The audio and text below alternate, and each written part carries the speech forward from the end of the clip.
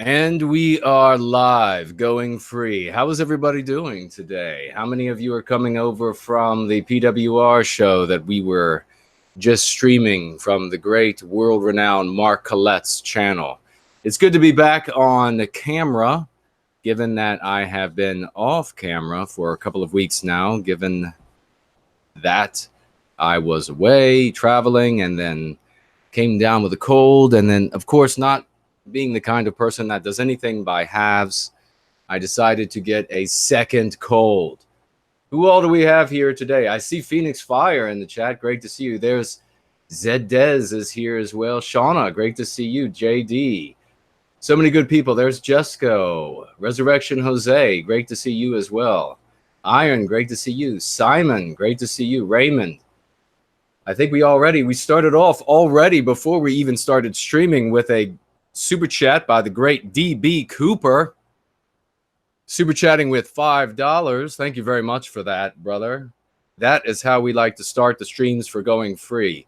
We like to get things, get the tracks greased, so we slide right into the truth and to the healing and to the reality that is the process of going free. We got a lot of exciting things to talk about today. Is my volume okay? Is everybody hearing me all right? Let's make sure that's happening. Let me just read first. DB Cooper wrote, I love Patreon, as are many others. Will you create a $2 to $5 tier on Subscribestar, please? What are your thoughts on Patrick Casey's AIM group? Well, we know that we've interviewed Patrick. I know him. He's a good guy.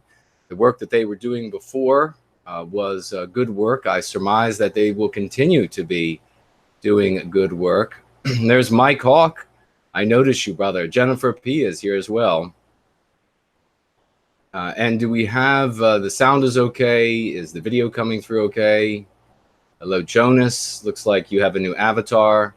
Hailstorm is here. Spartan Warrior Queen is here. I see Phoenix Fire and Spartan Warrior Queen. We know that there's going to be the stars are out tonight because they have already shown up in the super chat. It's a hot one here in the nation's capital, a little over 90 degrees. Humidity is high, as it is wont to be in the Northern Virginia, D.C. metropolitan area. So the AC is working overtime.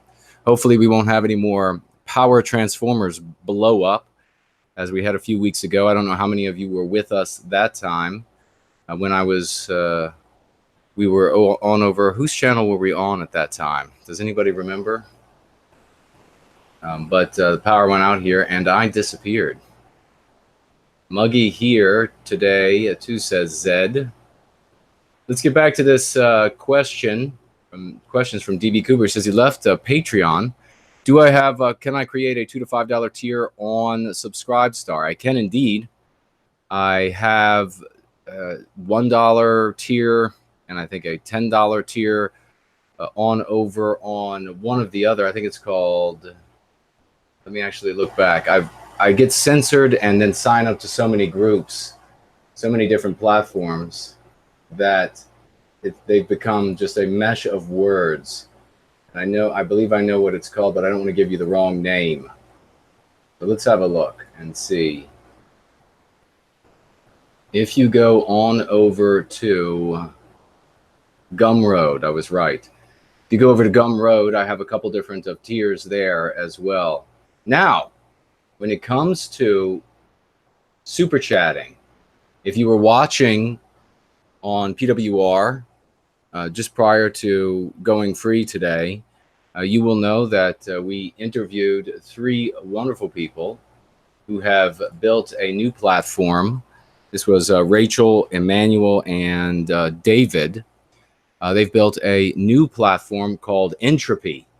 And in roughly 5 minutes, right after the show, I got started over on that platform. So there is a link in the chat, and I believe Rachel might be with us still in our chat today. And she can also post the link to my Entropy, and you can jump on over there. You don't have to make a new account. I know how annoying that is. I know when I started the Gumroad, for example, with those separate tiers for people to be able to super chat, that a lot of people found it objectionable. That was when I was first censored from what platform? Oh, I think I was censored from PayPal. And I started, that's what it was. And I started over on Gumroad, and less than a quarter of the people who were, I guess, investing monthly on PayPal came on over to Gumroad. They just would rather not create a new account. So Raymond says, since Super Chat on Entropy, can you still see it, or does it appear for you? Yes, it will appear for me. Let me jump on over there, and I will take a look and see if it is, see if it appears. I see a super chat over on Entropy from Ryan Manley, $2.99, writing, I'm always here, brother. Thank you so much for the kind super chat. I do not see yours, Raymond, yet, at least. Perhaps I haven't, I'm doing something wrong, which is most likely the case, because, as I say, I literally just jumped onto this platform and then started the stream. So we'll see if I'm doing something wrong, and or if your super chat comes up. If it does not, or if you would like to, just go ahead and write your super chat, what your question was or your statement was, right here on YouTube, and I will be able to see it, and I will read it for you, brother. So now, if you all could, as is always the case since I'm alone, if you could please tweet this stream, gab this stream, jump on over to your Facebook, jump on over to your VK, your Minds, your Tumblr, everything, all the different platforms that you're on, and let's get this stream out to as many people as possible. We know that YouTube is doing everything they can to throttle this message of going free, to throttle these dialectics, to throttle this lexicon, because they know, the anti-whites know. And you remember, I was talking with you about this long before the governments in Europe began censoring me. Long before this, again, not something YouTube is doing, long before the governments in Europe started censoring me. So again, not just some pink-haired freak at some platform just deciding that he or she objects, or it objects to the content that's being shared, and so they're going to click a button. No, these are anti-white elites that are making the decision that the dialectics of going free are too powerful, that they undermine what the anti-whites are doing. They undermine the anti-white arguments, and so therefore they want to silence me so that you cannot be empowered. They know that you won't need me once you have these dialectics. That is the ultimate power of going free. I am not needed. With everything else that has gone before, you've needed to have a central figure. You've needed to have somebody who could interpret everything for you, who could speak to you on every issue, who could give you the words for every single scenario you might find yourself with your friends, family, or strangers. But with going free, all you need to do is you come here, you learn how to fish, and then you can fish everywhere you go for the rest of your life.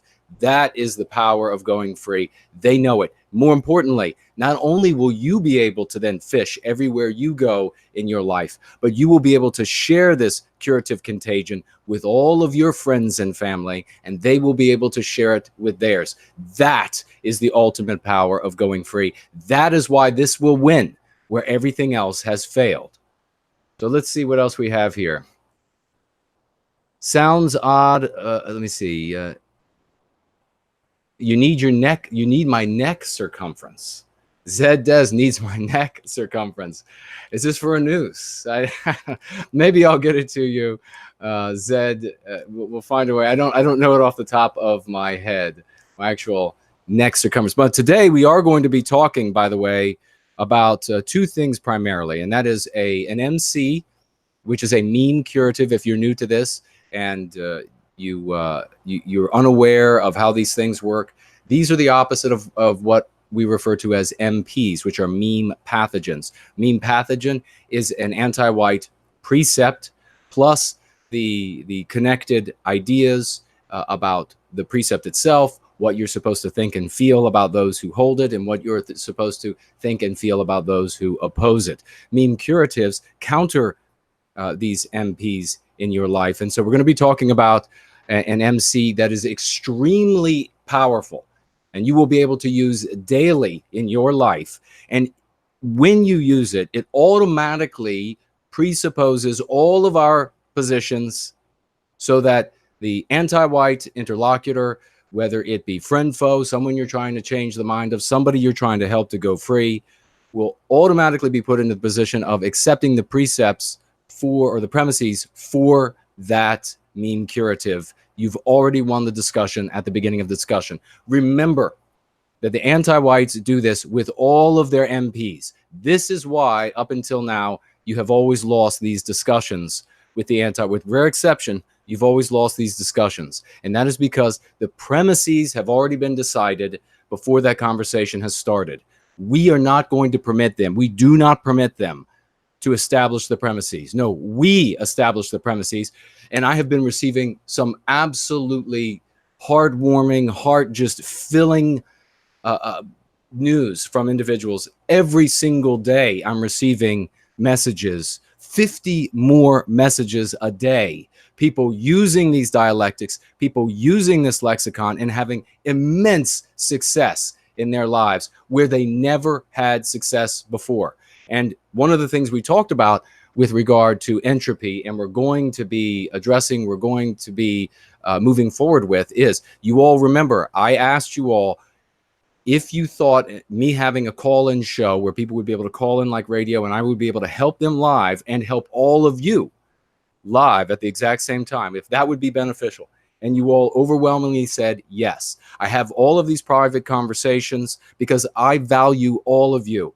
You all are important people. You all are the best of our community. You're the best of the broader community in your states, in your counties, in your countries, but you're also the best of those out there in the white positive sphere, those out there who are seeking the truth, those out there who are moving to do things like protect our children from the blackest child abuse that has ever been visited upon children by anti-whiteism, physically, mentally, and spiritually. You all are the best. So when you reach out to me, you know, many of you can verify that I have spoken to your specific stories to you. I have taken the time to read about your specific stories, what's going on in your lives, and then respond to you about exactly what you need to do. If you have those testimonies, please share them in the chat, because it will go a long way to building goodwill with new members of our community, people who are just coming over now and just maturing sociopolitically, coming to the reality of white well-being. They need to know what kind of people we actually are, because we are endlessly misrepresented by the anti-whites. And that's why there is this endless misinterpretation of who and what we are in the general public. So when people come to us, they need to know our people, the middle class of our people with common normal sensibilities, that we are those same people.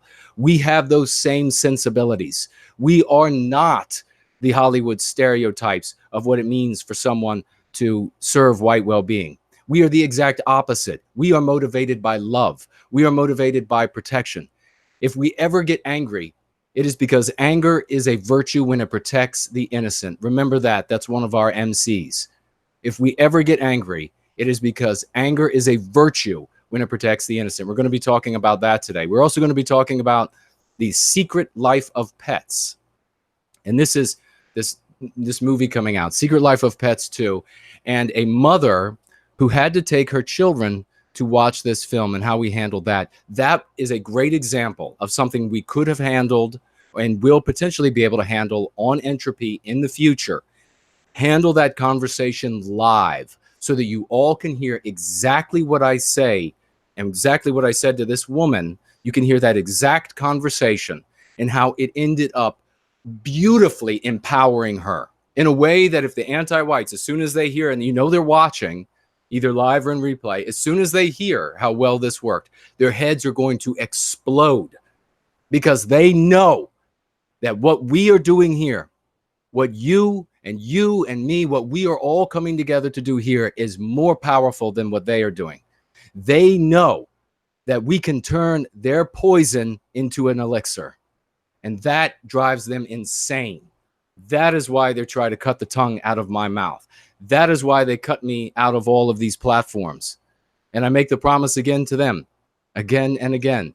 Every time they censor me from a platform, I'm back on too. And even the one you censored me from. So just know that you're never going to stop us.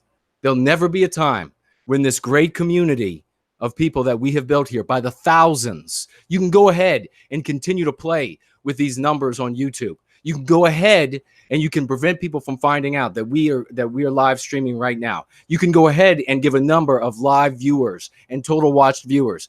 That is a 16th of what actually are seeing these videos. You can go ahead with your anti-white tricks. It doesn't matter. It's not going to stop us. Taking me out is not going to stop us, because the message has already been received. The material is already out there. It's already changing lives. The contagion, this curative contagion, is already spreading. There is nothing you can do to stop it. So let's see what we have here. I'm looking for Raymond's. I see Raymond. I see your questions over here on entropy now. I see Rachel here. Rachel says that your super chat did come through. Rachel is the creator, one of the three that we interviewed today of entropy. So we will absolutely be sure to get to that. And I ask you all, as I'm here by myself, if any super chats come in and I don't see them, please bring my attention to them. Now, if you want to make comments, make comments. You can make comments on entropy. You can make comments on YouTube. I have screens up for both of them. I can see both of them. If you want your comment or question to up the chances of being read, please tag me. So that's going to be @ no white guilt. Please tag me if you've never done that before. And you will up your chances of me seeing your question or statement. And if you absolutely want your question or statement to be read or seen by me, then you may super chat it. You may super chat it here on YouTube, as you are wont to do, is very comfortable for many. You may reach down into the description for the familiar alternative. I have that screen open up as well. I will see those and I will read those. And in fact, we have one from, how can I read this name?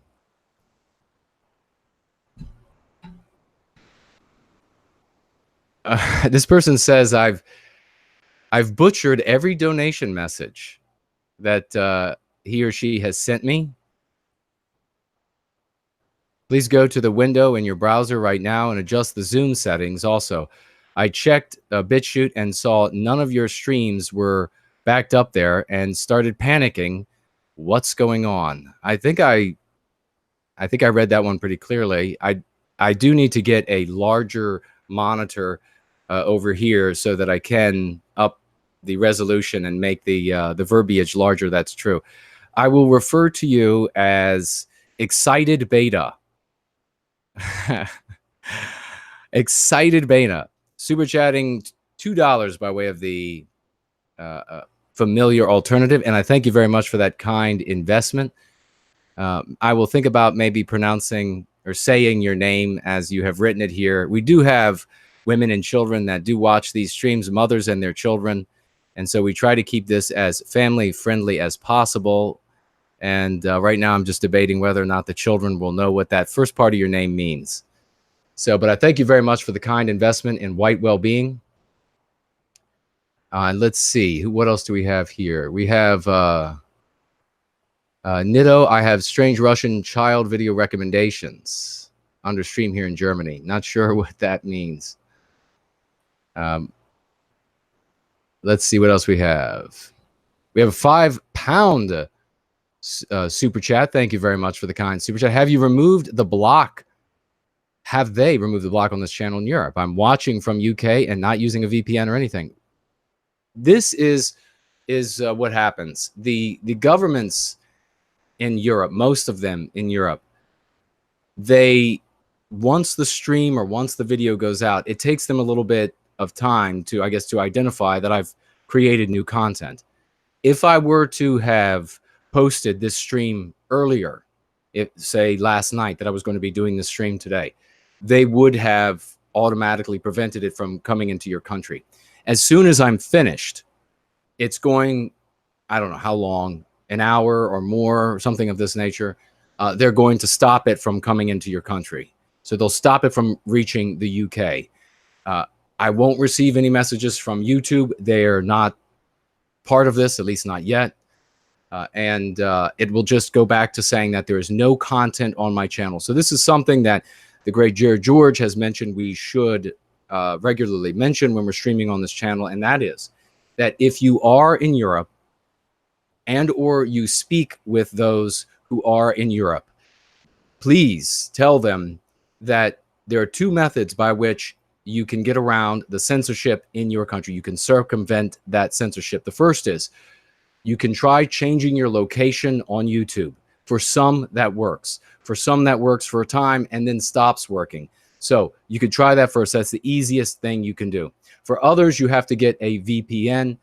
I don't know of a free VPN. It's a minimal cost to get a VPN. I have across my banner an article that links. I have nothing to do with any of these companies. I'm not making any money off any of these VPN companies. The VPN I use isn't even listed. But there's an article from Regime Media, I think it's maybe Wall Street Journal or something, that lists maybe 15 different VPNs and gives opinions on those VPNs about pluses and minuses for each one. Select one, and not only will you be able to see my content, but rest assured that in the coming weeks, months, and years, a great many more things are going to be shut down to you, and you're going to need a VPN anyhow. So you might as well get started using one. You can choose server locations in India, in Korea, in the United States, etc.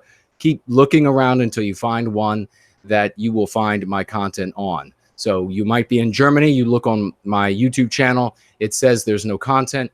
You view my channel from Korea and everything appears. And so that's just the world we're in. So thank you very much for that kind super chat of £5. Let's see. I thought I saw that Dave Martell is here. If that's true, that just the chat was jumping by. Great to see you, Dave. I see Taylor is here. Great to see you. Might be an idea to disable your YouTube super chat option so donations can be solely made through Entropy. That might be something that we absolutely do in the future. So far, we have Raymond's super chat has come in by way of Entropy, and Ryan Manley's. I still don't see Raymond's. Perhaps it came in before I loaded the screen on this, excuse me, on this monitor on a separate computer. Actually, if Rachel is still watching us, if you could copy and paste it maybe and put it into the our Gab conversation, I can see and read it from there, so we won't miss anything. So let's see. That's a great Sifu. That's a great suggestion. Possibly disable the super chats here on YouTube, because of course YouTube is taking, everybody says 30%, but every time I do the math at the very end, I don't know, maybe I'm including something more than other people are including, but I always come to 33% is what YouTube is taking. Google is taking.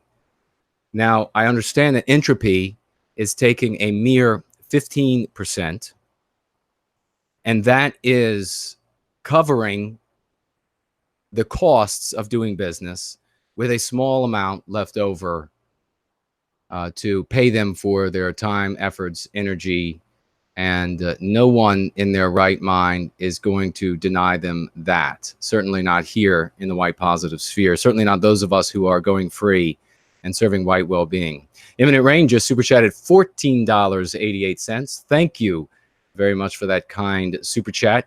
Your work, he writes, or she, Imminent Rain, I apologize. I don't know whether you're male or female, but your work is life-changing and inspirational. Glad to be a part of the fight for white well-being. Promethean hails. Amen. Thank you very much for that kind super chat and that endorsement. Again, folks, please, before we really get rolling here, tweet this, gab this. I see Laurel is here. Great to see you. Machiavellia Sucks is here. Great to see you. The stars are coming out. Amanda Scott, good evening to you. Great to see you. Please, folks, gab this, tweet this, send this out to your circles of influence. We have some powerful information we're going to put forth into the lives of our people and really make a difference. Not just another telling of the news, not just another party flag or party slogan or some idiotic effort to take over the Republican Party or take over the conservative movement. I have seen this. I worked on the Hill. I don't know how many of you are aware of this yet. I worked on the Hill in Washington, D.C. for several years. I didn't work in the periphery of some meaningless apparatus on the Hill. I worked in the nerve center for the conservative movement for America.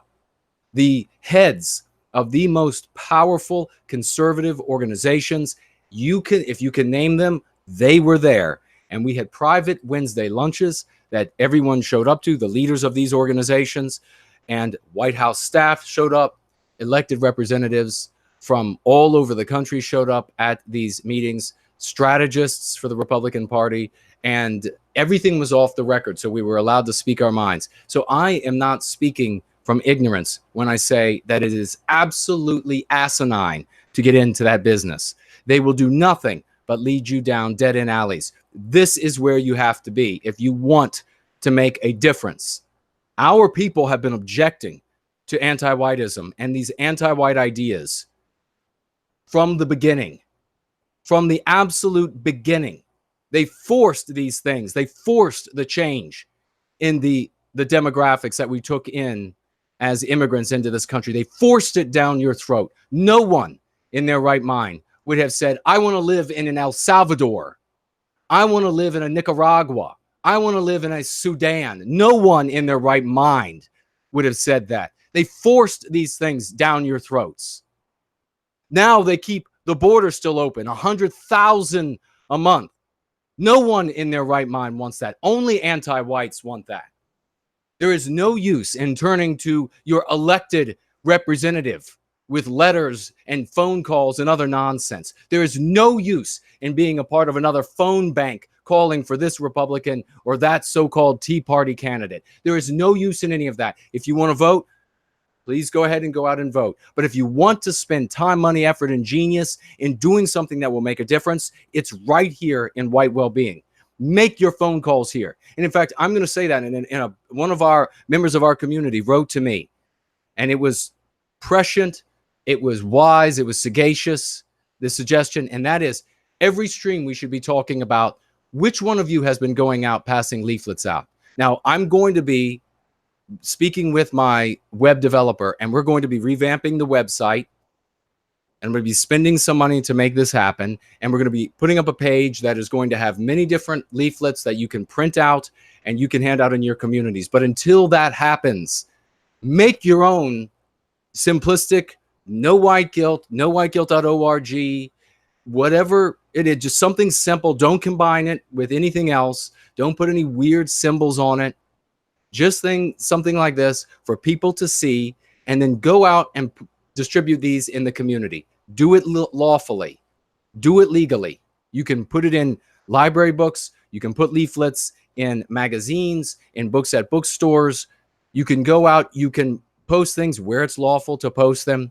I used to do all of this. I used to go to cork boards everywhere all over town, long before there was an internet like there is today for us to talk about these things. So we need to be spreading this. You need to go out also. You could go into these different communities, CivNat community message boards online. You could go to content producers for the skeptic community. You can go into content producers for the patriot communities, the Tea Party communities, and you can post these links there. You can begin to wake people up there. They're coming every single day. I had in the past, I guess, 3 days, about 15 messages from folks that you can easily be classified as civnat or patriot or what have you, who have finally sociopolitically matured enough that they're ready to embrace this reality. But this is what they're willing to embrace. They're willing to embrace the reality of the love that we bring to our people and the protection that we bring to our people. They're not going to want to embrace these Hollywood stereotypes. They're not going to want to embrace the slandering of people for immutable characteristics. This is where they're going to come. By the millions, they will come.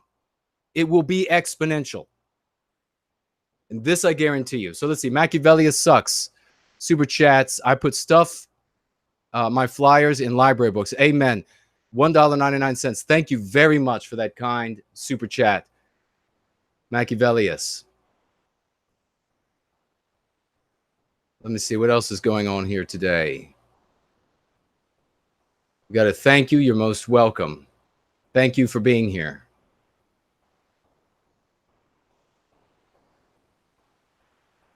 Raziel, how can we truly wake other whites up about ongoing mass migration of non-whites into Europe, America, Australia? What possible solutions have you heard of or thought of? Thanks. How can you wake them up? You need to talk about us. That's how you wake them up.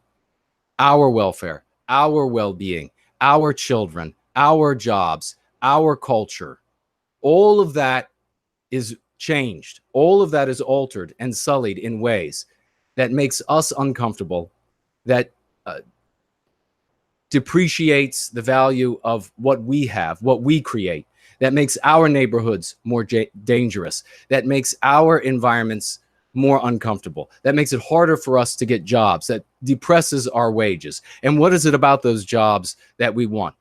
Is it just the title, or is it even that paycheck? No, it's the food that we buy with that money. It's the medical supplies, the healthcare that we buy with that money. All of that is being ruined by the ongoing immigration into this country, especially from countries with peoples that are not like our own, people with different biospirits. So even if these people coming to our countries provided some sort of economic benefit to the country as a whole, which is totally asinine. If you know supply and demand, you know that if you increase the pool of laborers, you decrease the wages. This is just simple, and it just is an anti-white pretext to say, oh, it's going to benefit you monetarily. That's an anti-white pretext to cover up the reality that they know damn well and good it harms you.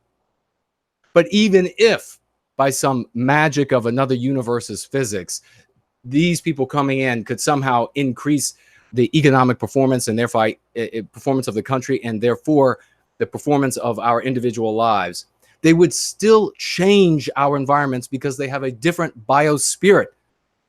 Their biospirit is made evident in the countries they came from and in the barrios, in the places where they congregate, in the places where they gather and they achieve numerical courage, something we talk about on this channel all the time. Then they begin to express their biospirit, and it is an environment, a country, a nation very different from the one that you and I want to live in. That is where you begin the conversation. When you begin the conversation about love for us, protecting our families, you can then talk about the harm that's being inflicted on us by these other groups. Don't start off the conversation about how bad these other groups are. You should be able to see why that's going to be ineffective. We have a super chat by way of a dump the body. $2 by way of the familiar alternative, and I thank you for that. Super chat. Writing, we say that multiculturalism has never worked, but how do we explain Singapore, a city full of Chinese Christians, Malay Muslims, Indians, Sikhs, etc., that ranks one of the most developed, cleanest, and safest countries in the world, even safer than Japan?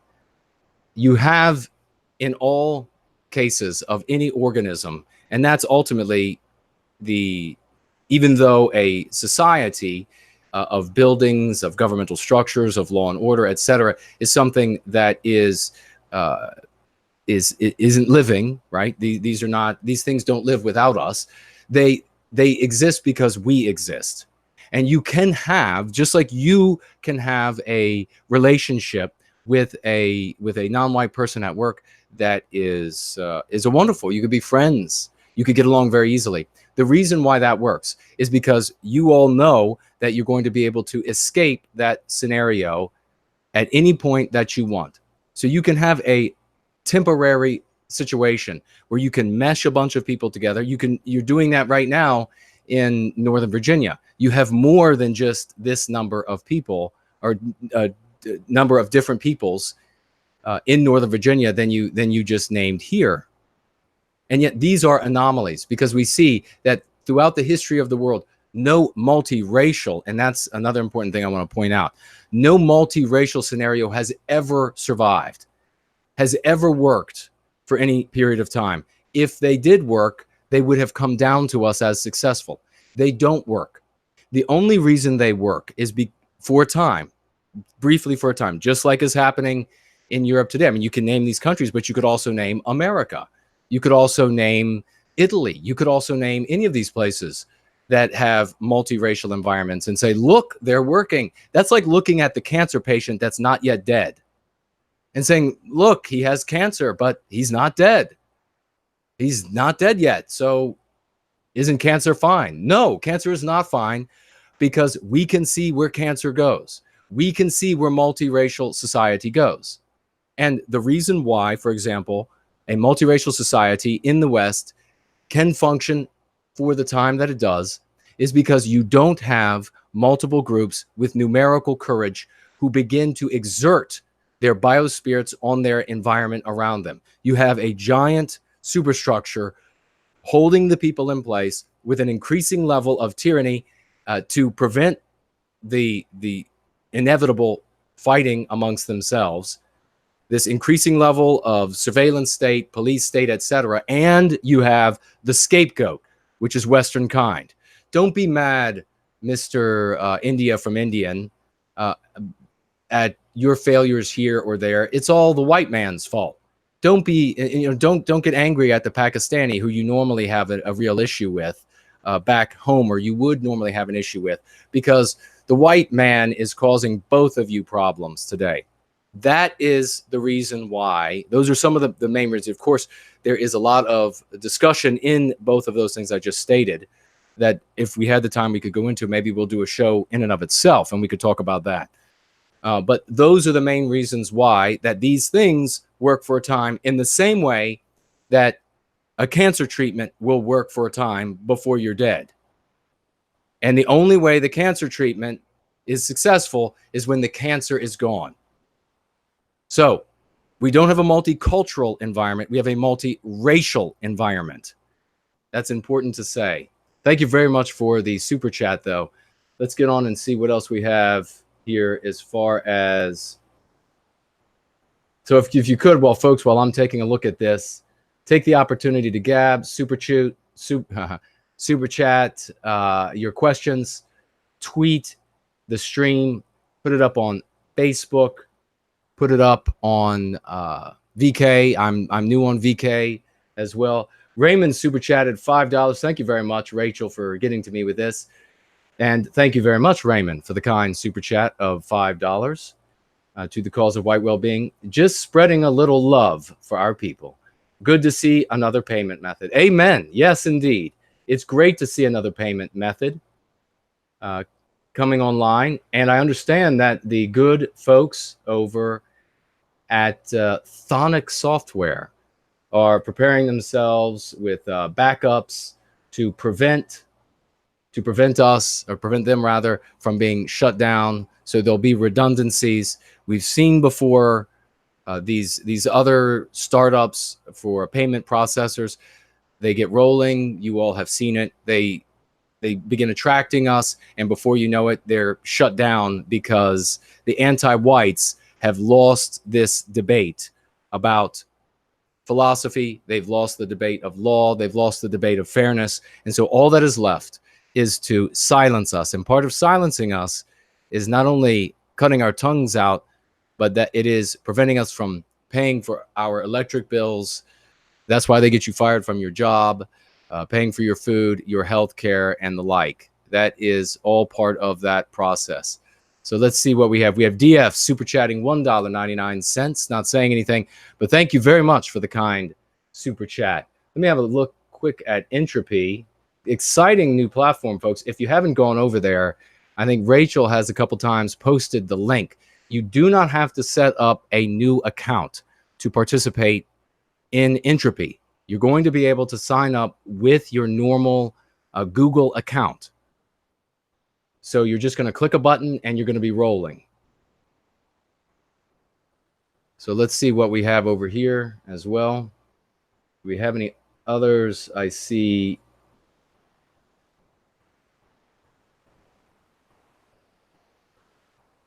Let me get a drink of coffee.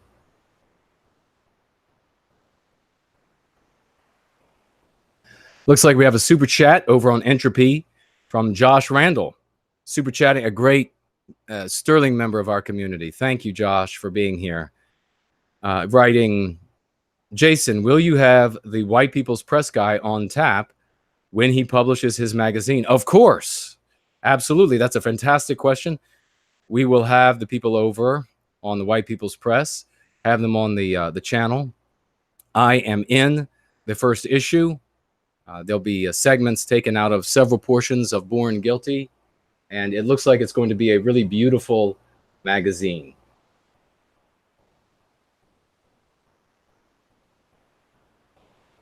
All right. So this is great. We reload Streamlabs to see what's going on for you all since I've been off camera. Anything interesting you all want to talk about before I get? Oh, before I get into the content here today. And there's Bill Ahora, great, and Elaine Sabatino. Great to see you, young lady. She writes, they live under a dictatorship, not the multiracial democracies of the West. Well, indeed, and that's what I'm talking about when we talk about this harsh tyranny that is required. Folks, if you don't know history, you're doomed to repeat it again and again. I cannot do your study for you. If you don't have the time to look into history and see everywhere there has been a multiracial environment throughout history, it has failed. No multiracial empire has ever blossomed into some sort of glory. It's always been monoracially. They become empires, multiracial, and they fall apart. Different rulers have tried different ways of managing different biospirits.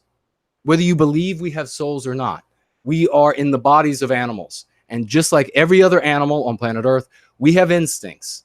The big differences between the races. And this is something that we in Going Free know that in the rest of the white positive sphere, they don't know.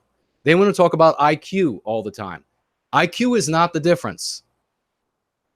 If the average IQ for a white person is 100, and you find a white person whose IQ is 80 or 85, that white person isn't suddenly a black person. If the average East Asian IQ is 104 or whatever it is, a white person with an IQ of 104 doesn't become an Asian person. The difference is in the instinct. And that is a crude way of saying biospirit. That is the difference. What we manifest, what we resonate with, what we find beautiful, what sings with our soul. That is the real difference between the peoples of man. You cannot mesh them together. It's never worked. It's always temporary. And the sort of measures that governments and institutions put in place when they do have these multiracial empires are the kind of measures that we see and have always been the kind of measures that we have seen throughout history, the kind of measures we see right now, which is to scapegoat a group or two so that all the groups can always say, well, it's those groups or that group's fault that things aren't working out and are not comfortable for me the way I want them to be. And rigid tyrannical punishment. I have seen white papers, and many of you have read them as well, from different groups preparing for the inevitable in the United States. And I'm sure the exact same has been said for all of the other Western countries about the anticipation of these governments for the, we can call it warfare, for the inevitable friction. Because once these different groups have numerical courage, once they ghettoize themselves, once they enclave themselves in enough places, and they achieve numerical courage, they will begin and have begun transforming their environments to look like them, to resonate with their biospirits. Then that sets up a cultural arms race, a biospiritual arms race. And that has always ended in a sanguinary civil war. And you can look throughout history at this happening. The different factions finally having enough numerical courage that they are fed up with the other. There's no such thing as multiculturalism. There's no such thing because that non-white person's culture that resonates with him doesn't resonate with you. And your Western culture doesn't resonate with him. And once he feels confident enough in his numbers and in the strength of his people, he's not going to put up with you anymore. He's not going to put up with your Western civilization and norms anymore. You could just look to these places across Europe, across the United States, where they have already altered everything to reflect themselves. They have their own police. Our police are even afraid to go in there. You can just look to it already happening, and it grows exponentially. And that is when things will get very violent. That is why the governments in these ruling over these multiracial environments have to continually up the tyranny to keep the peoples from fighting.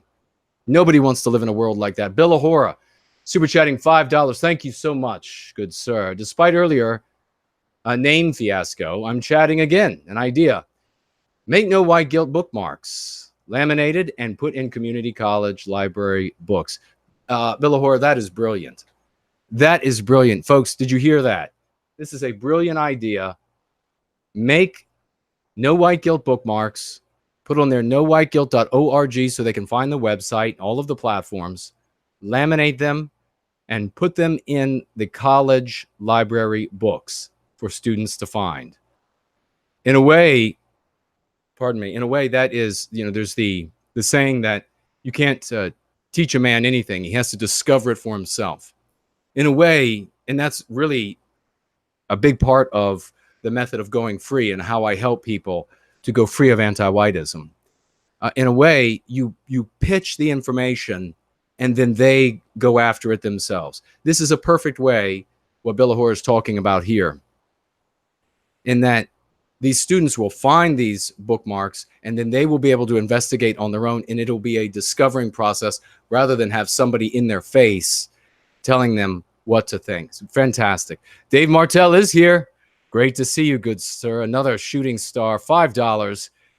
How's biosphere different than folk consciousness? Well, I don't know what folk consciousness is. I neoterized biospirit. I would say that if I were to make a guess, that folk consciousness is something that would come from the biospirit. Biospirit is meant to define the origin, something as yet like consciousness in general, we can't yet define how it takes place. In the same way, we can't yet define and explain. That time may come in the future. Our science may reach a level that we are able to say exactly how consciousness happens. A time may come in the future when we are able to say exactly how the biospirit manifests who and what we are. It is the origin. There's no deeper part of a person. There's no deeper part of a people than the biospirit. It is the well, the fount from which everything comes. A folk consciousness sounds to me like it is something that we share in that when we have the same biospirit, we have a same folk consciousness, or we have a same consciousness, the same liking. This is something that's really sophisticated and deserves its own show, but I'm going to get started in here 1 second. I'll just say this. Very often people talk about there being something sort of in the ether that we tap into. Some very bright people have talked about this in the past. Something that we're able to reach out into, and it's there, it's always there, and we pull it down from somewhere, like it's cloud networking or something like this. I believe this is erroneous because, and I know how it's erroneous. The reason why people think that there's something that we are like, how might I say, the grapes on the vine, that there is a vine that we then tap into. The reason why people say that is because the programming of who and what you are as a person encoded in your biospirit creates the same biospirit in each of us. As it creates the same biospirit in each of us, that is the same story recreated. It's like printing a book anew. You then see the same things. You can then tap into the same things. It's not because there's a vine outside of you that you're tapping into, another universe or a parallel consciousness or an eternal consciousness. It is because that eternal consciousness is you. It is me. It is the children you produce. But it's only eternal if we are eternal. It doesn't exist if we don't exist. You can find the same stories that have been written in our people's past, not in you. You can find the same stories that are written in our people's past in you, not because there's a vine somewhere outside of us that you tap into, but because that same story was in the authors of our past and inside of you. That is why you find the same story. It's a very sophisticated topic. It's a spiritual topic. It doesn't take anything away from the spirituality or the magic of it to say that it isn't a vine outside of us. It isn't another universe. It isn't a omniscient consciousness. It doesn't take anything magic away from that. In fact, it's more beautiful and more magic to realize that that eternal is in you. That eternal is in me. That is far more magic than fantasizing that you're tapping into something otherworldly, at least to my mind. So thank you very much for that, Dave, that great super chat to the cause of white well-being. If anybody has any questions on that, I will happily ask them.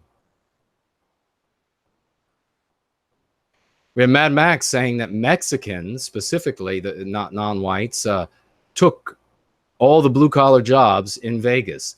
They did, and here's a sad truth, that when non-whites were coming into our country and they were initially taking the blue-collar jobs, all of those white people out there, and this is why we have to stop thinking about ourselves as different economic strata.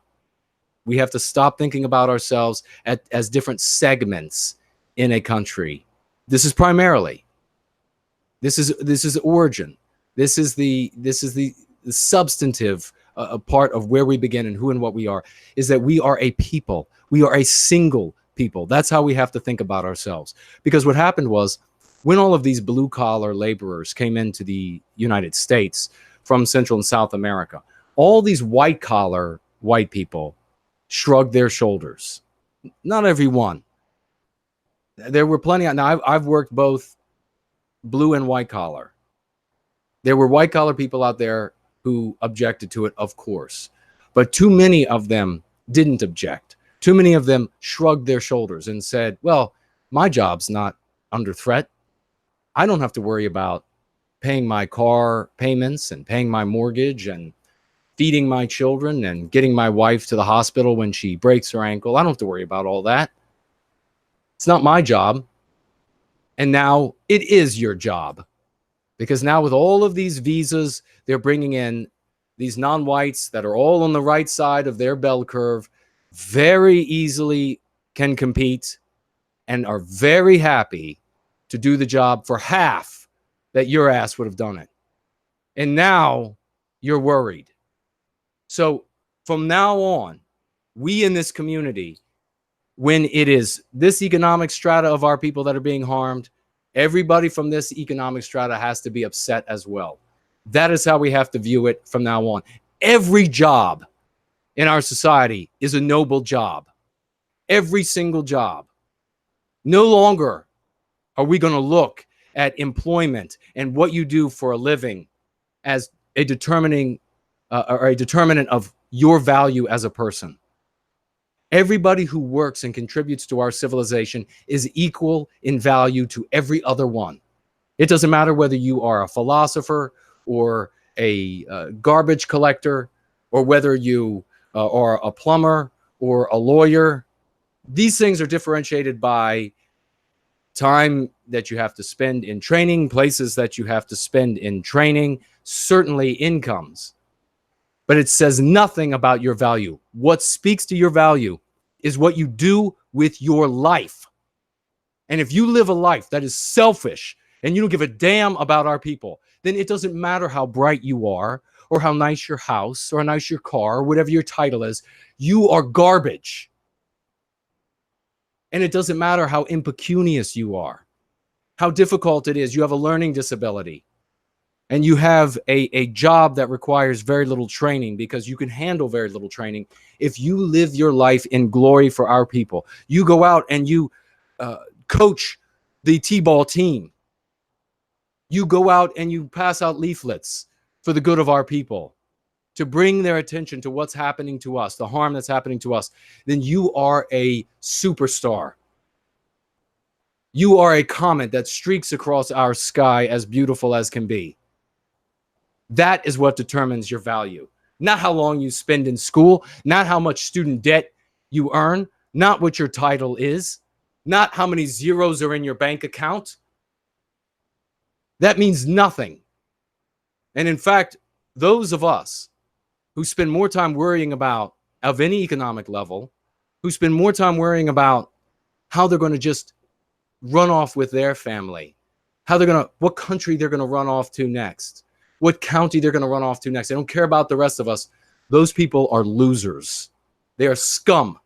And if the day comes that we need to have walls on our communities, if that day comes that we need to have walls to protect our women and children, like now in many places, our people protect our women and children, our communities, with walls in South Africa, in Rhodesia, in many places where that used to be safe because of us and are now no longer safe. When that day comes, those bastards won't be allowed in. We will remember those who harmed us in the days when we cried out for mercy.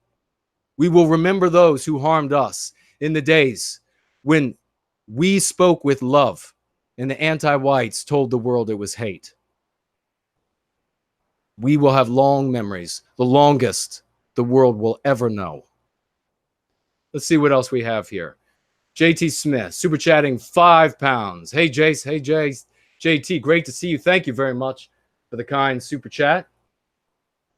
Folks, if you're not, I see it looks like 35 people are watching the stream by way of Entropy. It takes nothing to get started. You can log right in with your Google. They're from every appearance on PWR today with Mark Collette. They were very good people. I signed up, and in less than 5 minutes, they had me up and running. And you can be up and running, and you can see the show there. You can chat there. You can super chat there. This is, as I said, just 5 minutes before we get started, I'm going to be getting more comfortable with this. I'm going to be personalizing my dashboard, which you can do. You can personalize colors. You can personalize the size of each of the little widgets. I'm going to be doing all of that so that I can better serve you all when you ask questions. We'll be able to do polls on Entropy. I'll be able to see your questions. You'll be able to upvote and downvote questions so that I can see questions on Entropy. At the moment, it's very exciting. So I'll say that. Let's see what else we have here. We have Mr. Eggs. Super chatting by way of the familiar alternative, $2. Thank you very much for the kind super chat to White Wellbeing. You've advised us against using genocide. That's the word genocide, because it's ineffective. Yet I've had the same experience using MPs in white noir. People are confused by these words and need long, deep explanations. I love the lexicon, but I don't know if these are the best words for these concepts. The application is, you might be applying this lexicon a little too strongly. So let me say this for everyone. Thank you very much for the kind super chat. It gives me an opportunity to talk about this. First of all, we don't say white genocide because why? Does anybody know? Let's get some people involved in the conversation. Why don't we say white genocide, ladies and gentlemen? Looks like we got a couple super chats. I'll look at them and read them while we're seeing if anybody has the answer. Casual Cruising is super chatting $50. I guess that's the Swedish krona. Writing, damn right. In the end, class struggle. By the way, I just bought, in the class struggle writing, by the way, I just bought your book. I'll see if I can't smuggle in some prints of it into my local library. Thank you very much for that. Please do. If you can, if you do that, take some photos of the book on the shelves in the library. Give your testimony. Let others see that we are spreading this, because then they get the courage and they will have the success. And this is the success we're going to talk about with Mr. Eggs, because others, Mr. Eggs, are having success using the lexicon. So fabulous. Thank you very much for that, Casual Cruising. A great sterling member of our community, rapidly growing community for White Wellbeing. FSX, super chatting 50 Norwegian krona, I believe that is. Correct me if I'm wrong. Writing nothing, but thank you very much for the kind super chat. Does anybody know? Let's see. Right, European spirit writing, because people will argue about the genocide definition. Absolutely, though, because Brent says, because they'll say it's a conspiracy theory. Absolutely.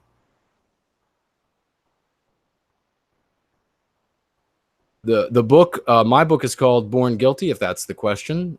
There's also Go Free. The second edition of Go Free, packed full of much more information, is coming out in the next month or so. We had a big setback with a lot of censorship against me, but we never give up. Mike Hawk saying, because you end up giving a long explanation of what genocide is. Exactly. Billahora, the movie showing genocide with piles of bodies. Exactly.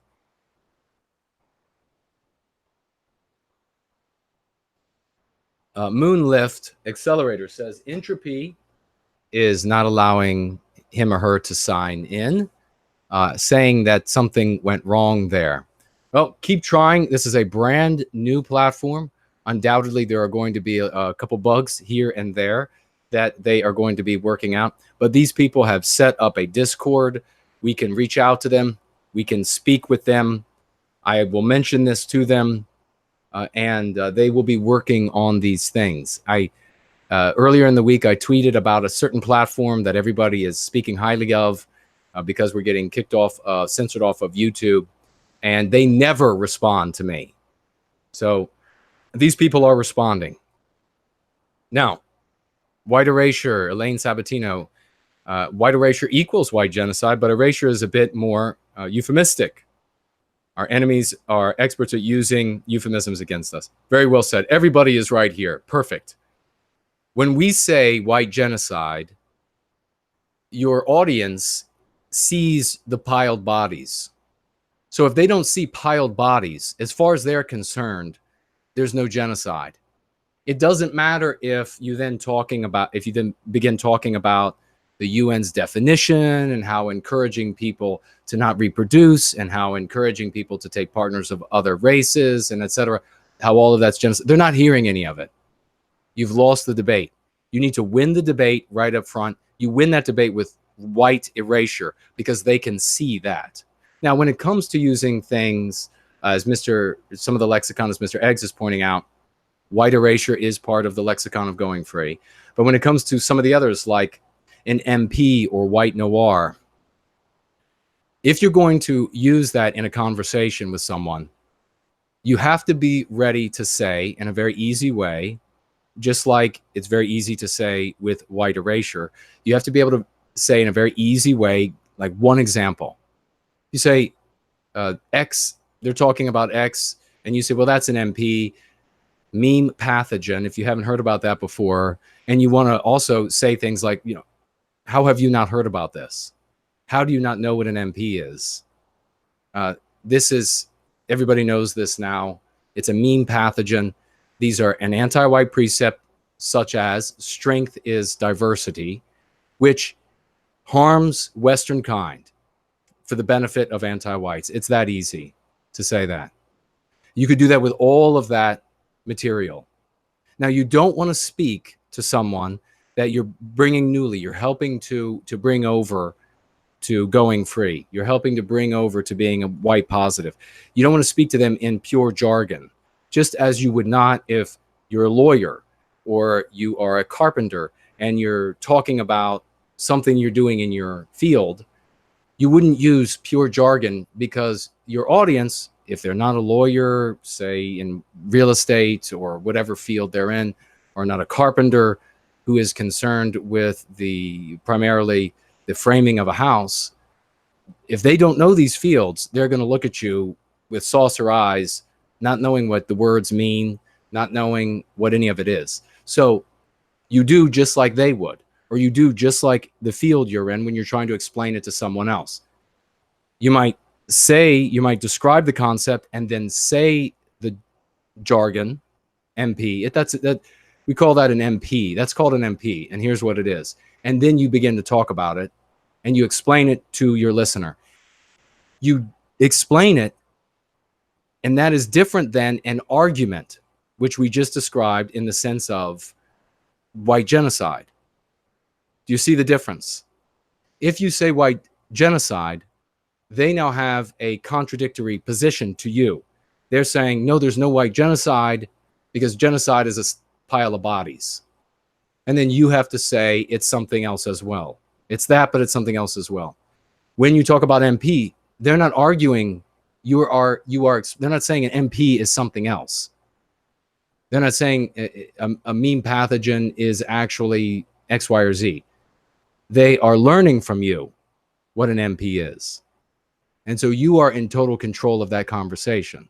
So I encourage you, Mr. Eggs, to have another go with your interlocutors and take this approach and then come back to us and let me know how it's working. And perhaps in the future, if on Entropy we're able to have these actual live calls, we can have you call in and you can tell me about a specific case and I can tell you how to handle it. Because I can tell you with 100% certainty, I never lose.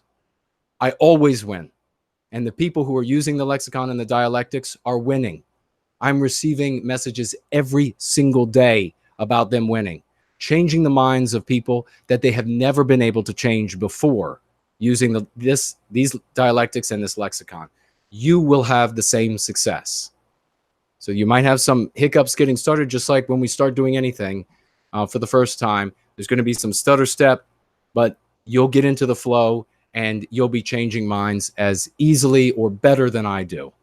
And that's what I want for you all. I want you all to make me look bad. I want you all to change so many minds. You make me look like a beginner. So let's see what else we have here. We have, looks like Quebecois super chatting on Entropy, $10. And with a link. Thank you very much for that kind super chat.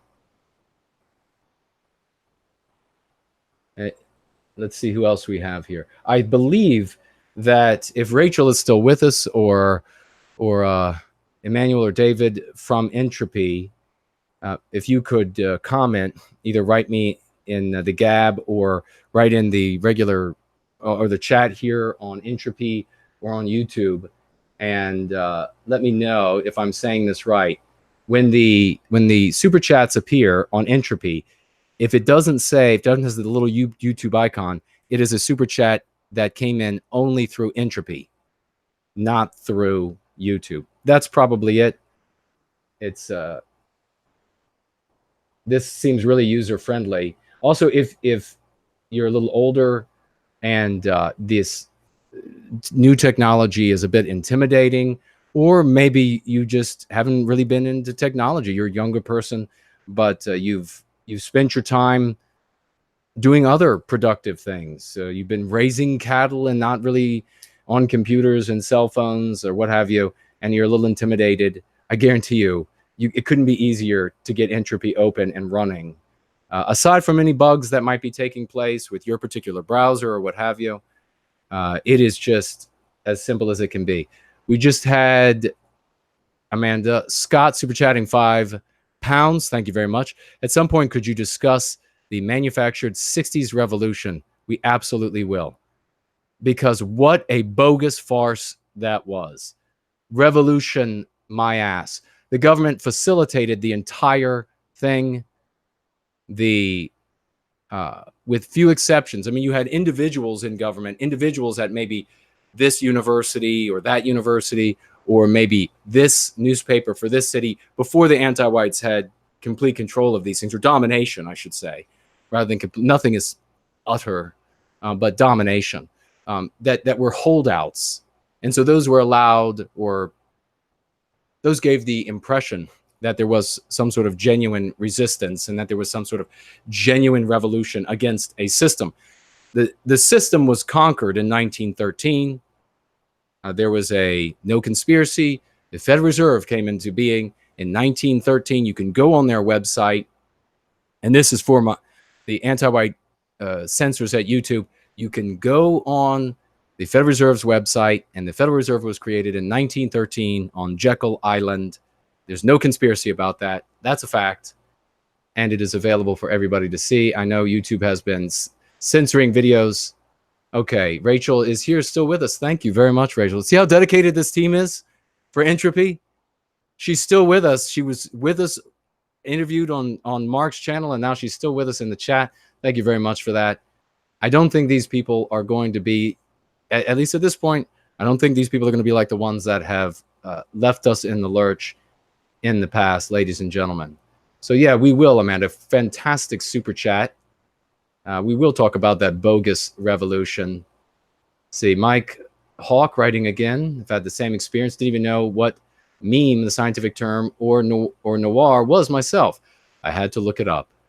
Yeah, in fact, what's interesting about that, and we really got to get started. It's been a while since we've had it going free, so I'm just enjoying having a conversation with you all.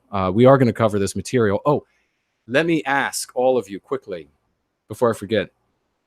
Can someone keep notes in a way for this stream? So the different topics that we've covered, and also for the going free streams that I've already done, the ones that are these long several hour streams where I talk about numerous different subjects. If someone has the time and they have the inclination, the desire, they'd like to say, okay, Jason starts on this topic at this minute. It doesn't have to be, super precise. Just if someone says Jason started on this topic at this minute mark, that topic on that, there's really small things that maybe I say in passing, you can ignore. Anything I speak to at length, a minute mark for me, and for beginning and ending. What I would like to do is take these big videos, leave these up, but then snip out these segments that are shorter and post those as well, because you can imagine the power that will be for waking folks up. So if you are not already doing something for White Wellbeing, if you're not already helping others to go free, this is a way that you can help. If there are a few of you who would like to participate, perhaps we can organize you. I don't know who might be interested in helping to organize that, but I would really appreciate that. It would be a great help, a great boon to the cause of White Wellbeing if we had someone to do that. So please reach out to me. Maybe if, I don't know who's in the chat, maybe if could Spartan Warrior Queen or Phoenix Fire, could somebody take down the names of anybody who says they might be willing to do that, and then I guess if you all could, if you're interested in doing that, write me on by way of my website, which is nowhiteguilt.org. nowhiteguilt.org. An email will come through to me. Please make your first line maybe minutes for going free so that I can easily identify that that's what you are talking about. If you are volunteering, you don't have to volunteer to do every one. You can volunteer to do one. You can volunteer to do several. You can whatever time you have. We all need to be pulling this tug of rope in the same direction. If we're all giving a little bit, then that's how we're going to win. It will also prevent you, by the way, from getting depressed. This question before your face, this question that we allow ourselves, and we're not going to do here, to be put in front of us of how do we recapture our countries? How do we recapture our destiny? Forget about that. The question is, how do we put one foot in front of the other? That mountain peak of recapturing our destiny isn't going anywhere. We just need to walk toward it.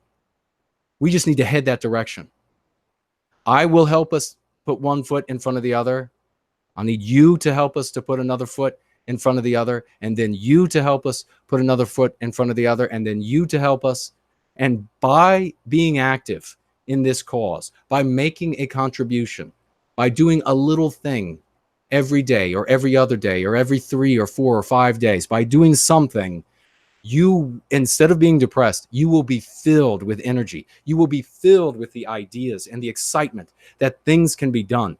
You can be a success. You can help us reach that hill, the top of that hill. You can help us surmount that mountain and recapture our destiny. The northern star, my friends, hangs right above that mountaintop.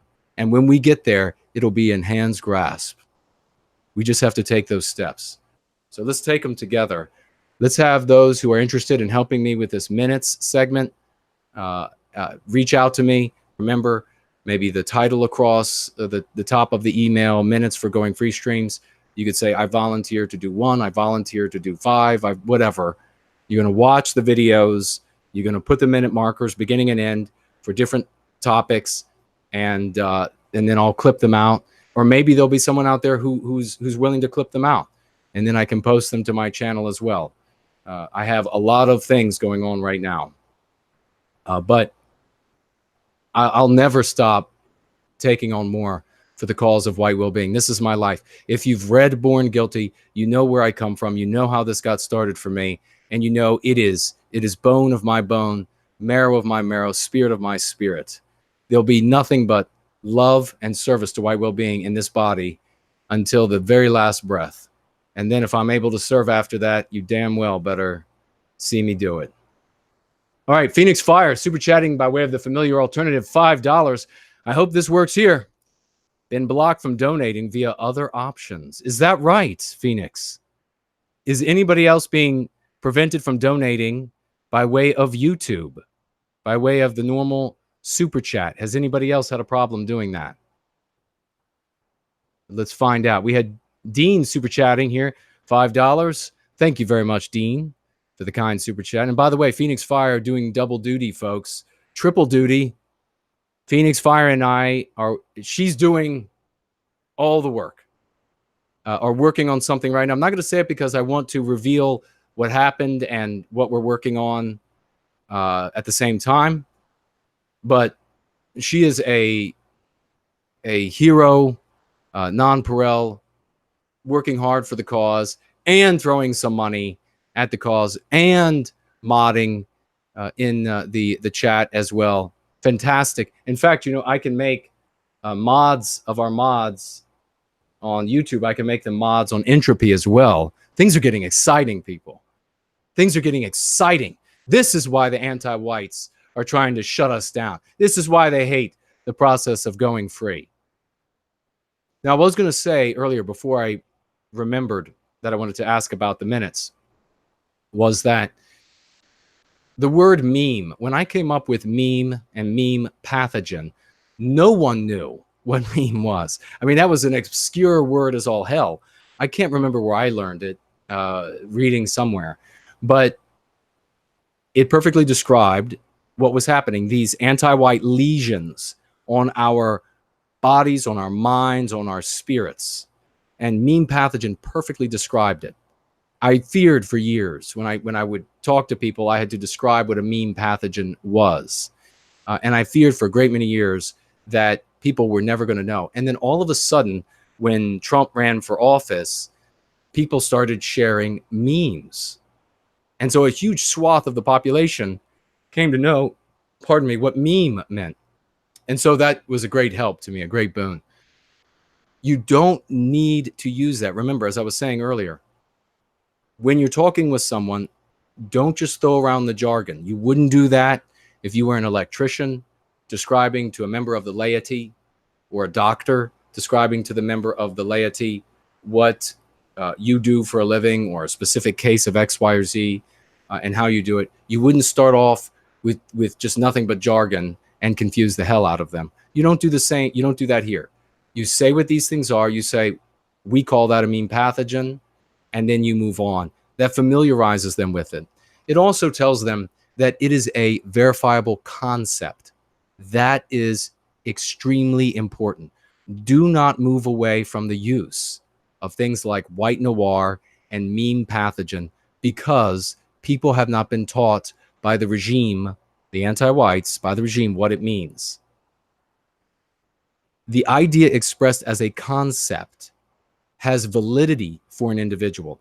When you are sharing a thought, it is this intangible thing that is just moving through the ether and is here one moment and gone the next. A concept is tangible. You need to leave it in concept form, but you don't overuse it. You don't bludgeon someone with it when they're not yet aware of it or comfortable with it. You start off by just, does that make sense? Does that make sense, everybody? You start off describing it. You tell them what it is. The thing I just described to you, sir or madam, is a meme pathogen. That's what we call a meme pathogen.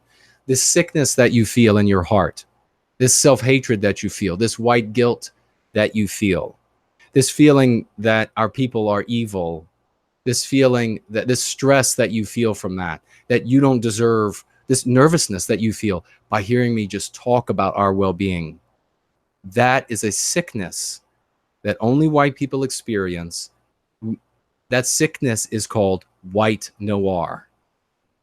That's how you describe it to people. Does that make sense? If you describe it to people that way, they're going to accept it as something real and verifiable, even if they walk away from that encounter or swivel away if they're on the chair at the computer, what have you, from that encounter, and they don't necessarily remember on the first time meme pathogen MP, or they don't remember white noir the first time. That's okay, because they'll remember that there was a concept that meant all the things they will remember. If that makes sense, then let me know. If somebody's still is misunderstanding, let me know, and we can talk about it. Mrs. Horst, super chatting $4.99. Thank you very much. Great member of our community. It's wonderful to see you here, and thank you for your investment, your kind investment in White Wellbeing. We also have Red Hood, super chatting $20. Thank you very much. Didn't write anything, but it's a wonderful investment in the cause of white well-being. And ladies and gentlemen, I specialize, particularly me, in what is it? What's a good way to put this? And then I'll tell you, a la silhouette. A la silhouette. I specialize in a la silhouette when it comes to your money. I make the investments go far. One of the jobs I held over the years was I worked for a non-white owned company that had numerous holdings of various types. And when those holdings were in the red, they sent me to go to those places to bring them back into the black. So I went into businesses that were losing money, and if continuing on that trend, we're going to end up going bankrupt and having to declare bankruptcy. And I pulled them out of the gutter and made them profitable, and did that on the small amount of money that was available to a business losing money. So we can do this a la silhouette. We will win. We will win. Let's see who else we have.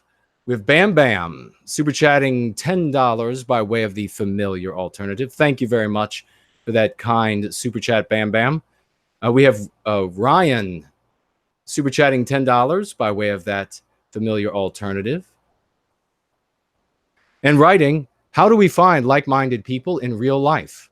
I'm scared of feds and getting socially lynched. That's a good use. That phrase, social lynching. Very important, ladies and gentlemen, to use this phrase. We are socially lynched. We are hauled before anti-white tribunals at our universities and our places of work. And we're going to be talking about this. So thank you very much for this, Ryan. We are hauled before these anti-white tribunals at our universities and places of work and our community groups that we're members of. We are socially lynched in our communities when we are heretics, when we are not anti-white enough. And we're going to be getting into that in one moment. So he says, worried about being socially lynched, but we should have grassroots organizations like the anti-whites do. We absolutely should, Ryan. A magnificent point. Thank you for the kind super chat. And I will say that you need to exercise a patient judgment when it comes to people with whom you're going to meet in the real world and you're going to work with in the real world. In this white positive sphere, I've learned over the years, I never ask people what they do for a living. If people ask me what I do for a living, I kindly tell them that I'm not going to be answering that question. If people want to know, and you can tell them why. So first off, you don't ask questions you don't want asked of yourself. So you don't want your family members known if they're not involved. You don't want your university known. You don't want your employment known. You don't want your home address known. Don't ask these things of the others you meet with for this cause if you're not willing to give up that information as well. Few people are willing to give up that information given the anti-whites out there and what they're willing to do.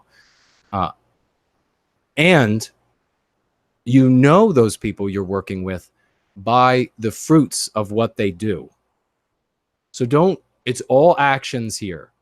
I know nearly 100% of us have been in relationships, or maybe 100% have been in relationships where we listened to what the other person said and ignored their behavior. You can't afford those mistakes here. The behavior of the other person is what matters.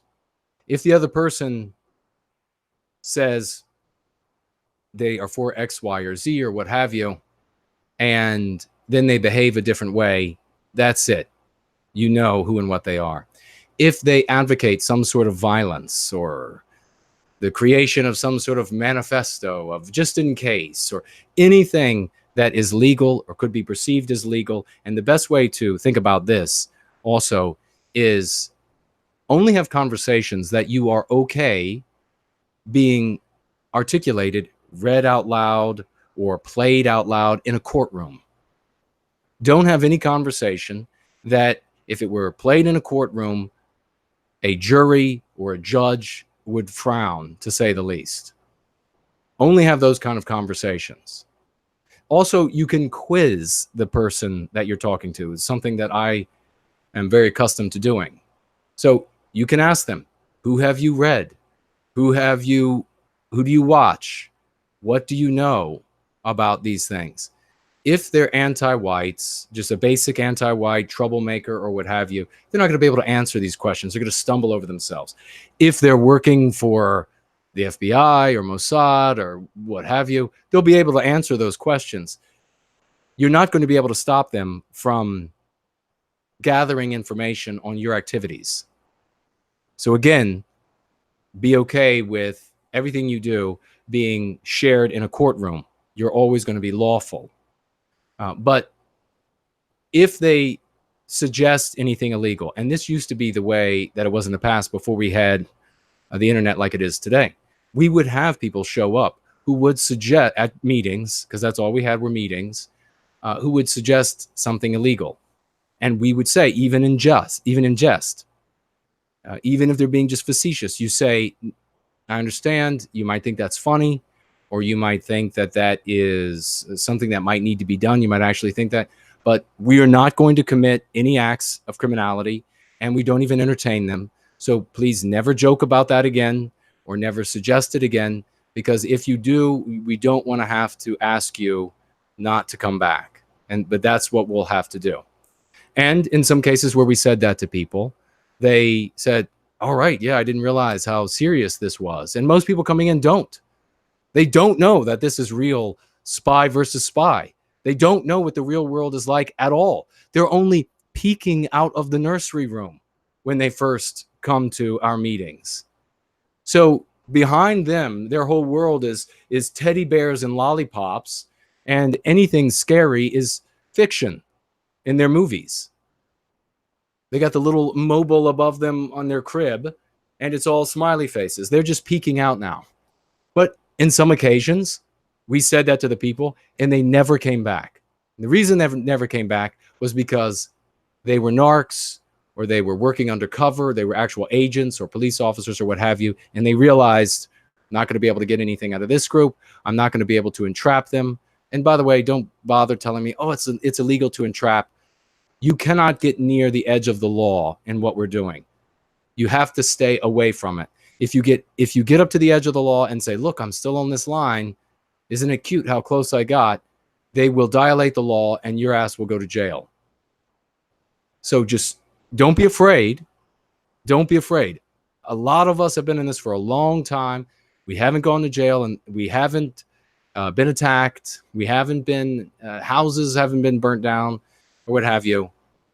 So you just have to take these precautions and you'll be fine. This is the real world, I'm afraid. I'm not going to be able to tell you, well, there's a giant body condom you can put on and you don't have to worry about anything going wrong. If you look at it this way, if there wasn't danger involved, if you didn't have to be brave, then we wouldn't have this opportunity to be heroic. And what would you rather be doing? I know I'd rather be a hero than watching The Simpsons, for God's sake. Make your life worth something. So thank you very much for that great question, Ryan. We do need organizations. And in fact, I am still working with individuals who have some ability to help to make this happen on an organizational entity. And when this comes together, when it comes to fruition, we will begin facilitating that process. These are very exciting times. So thank you very much. We jumped by Hugh. Looks like Hugh super chatting by way of the familiar alternative. $3. Writing, how would you substantiate the concept of the biospirit in scientific terms? I told a biology guy I know about it, and he said that it was all a bunch of poetic pseudoscience, and that there was zero data in the study of instincts to possibly back it up. Zero data in the study of instincts. I would submit to you that if this person, supposedly a biologist, a biology guy, I'm not sure what that means. A biology guy, does that mean he was good at biology in high school? I'm not sure exactly what that means, Hugh. But if he's saying that there's no such thing as instinct, he's an imbecile. Or he's anti-white, and he is trying to arrive at an anti-white conclusion by way of any pretext, which, of course, this is just he did not counter the argument. He did not counter the argument of a biospirit, which is, of course, you want to know the evidence? You see it everywhere in the world. Where have white people gone and created Asian civilization? Ask that to the guy who got B's at biology in high school, or whatever his specialty is. Ask him that. Where have white people created Asian civilization? Where have Asians created Western civilization? Where have blacks created Western civilization? When we look at the body, and this supposed biologist, when we look at the body and we look at all things that can be measured on a human animal, we see that there are verifiable on a bell-shaped curve for every single thing differentiated between the races, among the races. Different organ size, different intelligence, different maturation, different everything, different diseases, different way that diseases affect us, different ways that we recover from diseases, even different medicines for different races. Taking all of that information, that being the totality of the truth, what is obvious, what is verifiable scientifically, we can then look out into the world with our own two eyes and see that whites always make Western civilization, no matter where they go. Asians make Asian civilization, no matter where they go. We can see where the non-white groups, where they enclave and they gain numerical courage, lo and behold, they begin to recreate the communities they came from. Every single time. Is every single time not enough evidence? So clearly, just like every other animal on planet Earth that has instincts that are differentiated amongst the different types of animals, there are different types of jackals that looking at them, you cannot tell the difference, and they have different instincts. There are different types of foxes that you can look at and almost see no difference. They can reproduce, and yet they have different instincts. How about dog breeds? Do you think there's any difference between a poodle, maybe a teacup poodle in instinct, versus a Rottweiler? Or do you have the exact same instinct? That's all just environment? No, animals have instincts. You are in an animal body, whether you have a soul or not. And the fact that we are different races, very different races, separated by a very long time, at a bare minimum, by an argument that current regime biology embraces. By that very argument that they embrace, we have been separated by a very long period of time and have developed very differently, and we have different instincts. And those different instincts create different civilizations. That's what I would say. So I would say to the guy who is the biology guy, I would say, why is he so anti-white? That would be a question to ask. Let's look over here on the Thonic software. Okay, we have a super chat from Owen, $5, super chatting via Entropy here. Great site, highly recommended it to everyone. Thank you very much, and I'm sure the good folks over at Entropy appreciate that. Thank you very much. I haven't seen you before, so that is a first time super chatting, unless I'm just misplacing you. I thank you very much for the kind super chat and for doing it over here on Entropy. I see we now have 39 watching on Entropy. Fantastic, beautiful people, very well done. And I will just keep looking over here on Entropy. I see Russ Wolf super chatting $6 on YouTube and writing, "My wife is pregnant and it is a girl. Heil fertility, heil our people." Congratulations. Congratulations, and thank you very much for that $6 super chat. And I assume it's in your wife and your little girls and their names. So thank you very much for that. That is a big honor, a great boon to our community. And God bless you all. I pray that she is as healthy as God and our genes can possibly make her. All right. I think I said JT a little earlier with the £5 super chat. Yes, I did, saying, "Hey, Jace." Let's see. If Rachel is still here, will the newest donations show up at the top or at the bottom of my donation widget? I can't quite. There's Dean's super chat. There's Red Hood super chat. All right. I think we got everybody. If you haven't, let's get into this material, folks. Let's talk about heresy, and let's talk about this movie, this anti-white movie. Actually, before we get into that, we will take a 60-second break, and I will be right back.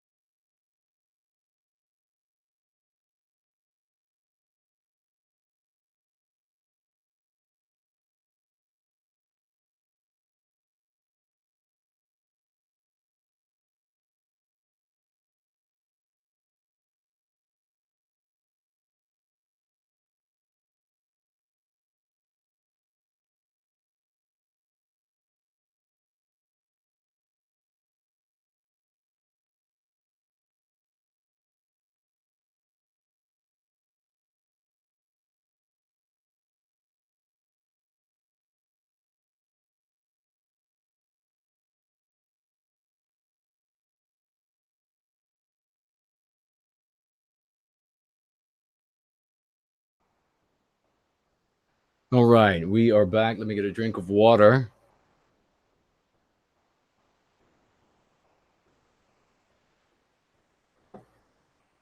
I don't know. Can you all feel that things are getting better for us?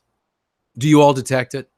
Do you all are you all aware? Are you getting a feeling in your spirit and in your soul that we are getting stronger by the day? Jared George just made a great new video. We're going to be doing more of these types of videos in the future. These little skits. things are getting better every single day. The anti-whites are scrambling, and I said it in the previous live stream, and HB did a brilliant job. Big round of applause for HB for all of the work that he does, clipping out these great parts of these videos and then posting them on Twitter, and we can share these things. So let's get a round of applause, if we could, for HB in the chat. He's doing a fantastic job. He tweeted the other day a part of my, thank you, Rachel. Thank you, Phoenix. Thank you, Sifu. Thank you, Rage. All of you. Thank you for that. HB's doing a fantastic job. He tweeted what I said the other day, that the anti-whites are scrambling now because this tidal wave is coming. Our people are waking up. But what I said in that video, I'll say it again right now. They cannot hold back tomorrow. And that's what all of their censoring efforts are for. That's what all of their deplatforming is for. That's what all of the censoring us from the payment platforms is for, is to hold back tomorrow. And not even with God's strength can they hold back tomorrow. There is nothing they can do. So thank you all. Now let me make sure. I want to make sure I'm not missing anybody. Folks, if you see me, if I've missed anybody, please alert me to it. I've gotten everybody on Streamlabs. I haven't missed anybody on Streamlabs. I thank you all for these great questions. I do also want to thank, before I forget, before the end of the show, I want to really thank Spartan Warrior Queen and Phoenix Fire for being here moderating. Lord knows that we occasionally get attacked. I also want to thank, again, Rachel from Entropy for coming over, and many hours now with us in the white positive sphere. They are helping people all across the spectrum. Anybody who's looking for free speech, who are being silenced, gamers, anyone who's looking for a smooth, easy to operate system with owners that they can reach out to and talk with about their likes, dislikes, and the like. The crew at Entropy is there to help them. So a big thank you to Rachel, to David, and Emmanuel for their help doing that. And let me jump over here real quick to Entropy one more time and see if anybody else has super chatted on Entropy, if I missed them. I want to make sure I don't miss anybody. If I missed you and I discover after the fact, I will absolutely read your super chat next. I will read your super chat next show. Looks like Matthew. Wow. Okay. I just had a couple super chats come in. Let me see if I can find where they went. This is good. I mean, Entropy is getting its workout because you people you're the best. You're the best. We're gonna win this. You people are the best. Super chatting and giving the software a good run. Matthew, looks like $5. I need to get this to, if I can move the screen down a little bit. Right, it was super chatting with $5, saying not as positive as you, but not giving up, of course. Well said. Look, here's the thing, folks. You can be down. You can get down. You can get depressed. You can feel that today is a bad day or yesterday was a bad day, but it is never okay to give up hope. Never okay. We need all hands on deck. I can understand you getting down, but you can never give up hope. We're going to win this. We're going to win this for white well-being. We have virtue on our side. We have truth on our side. And now we have the lexicon and dialectics that will win for us on our side. Because, ladies and gentlemen, truth and justice is a fair maiden, unprotected, walking down a dangerous street.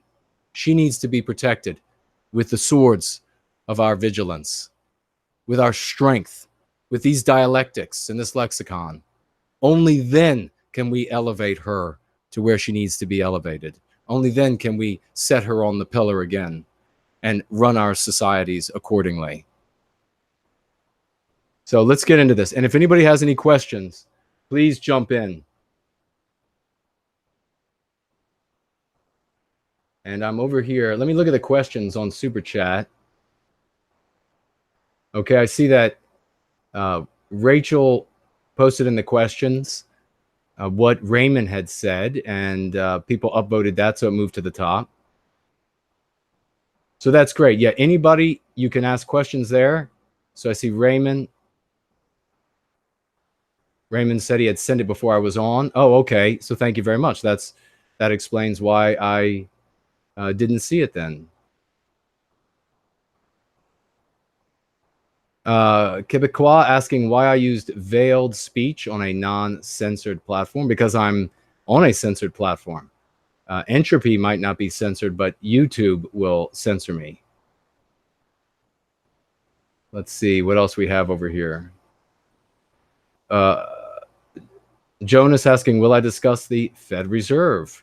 We spoke to briefly today about the Fed Reserve, and we could do a whole show on the Fed Reserve.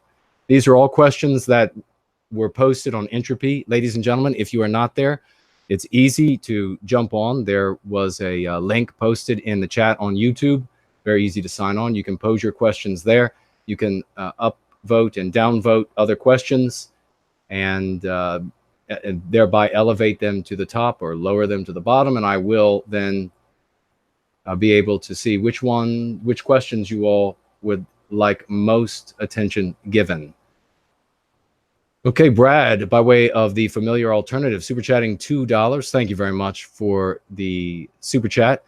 What are some very casual, tame, inoffensive comments or questions I could make or ask a girl on a first date to let her know that I support white well-being and gauge if she's worth pursuing, i.e. not too anti-white, listening with pen and paper? Well, and this is something that I've done. Thank you very much for the question, Brad. Actually, we need to do a show on this. I am going to do a show on this. I am going to do a show. There are some ladies I would like to appear with to do a show specifically for our white positive ladies who are going free, and a show specifically for our white positive men going free, and address a lot of these concerns that we have that are unique to our sex. And I will say, Brad, briefly, without going into it, because we're going to get into these other issues here, that is that I have had to help every single woman I dated to go free. Not a single one came to me and said, "Oh, I'm already white positive. You don't have to do anything." They were all what we refer to in going free at best as vagues. So they were vague. They were somewhere in the middle. They were a little political, but not much. Really, what they really want to do is virtue signal that they're anti-white because they know that the regime is anti-white. That is the morality of the system. And so to be moral and to be fashionable, they have to have these ideas. So they want to virtue signal that to these to the public at large, to you even. When you are going out on a date with a woman, I'll say this. First thing, listen. If she is virtue signaling something anti-white, just a general sort of anti-white statement, it's not going to be acerbic. It's not going to be really biting. It's going to be clearly just a virtue signaling type of statement. The reason I'm telling you this is because if she says something that is clearly vehemently anti-white, run like hell. Don't spend another minute with her. For me, when I hear a woman, whatever woman I went out on a date with, and this happened, no matter how stunning they were visually, the moment they said something that was anti-white, even a virtue signal, they went a click or two down in their looks. If they said something that was vehemently anti-white, They were as hideous as the Elephant Man to me. I wanted nothing to do with them. That was very different from all of the guys that I was friends with, regrettably. And you men out there, you need to learn again how to have a constitution, how to have a good character. You know, this joke about, you know, her lying that she, I don't, how do I want to put this on the family show?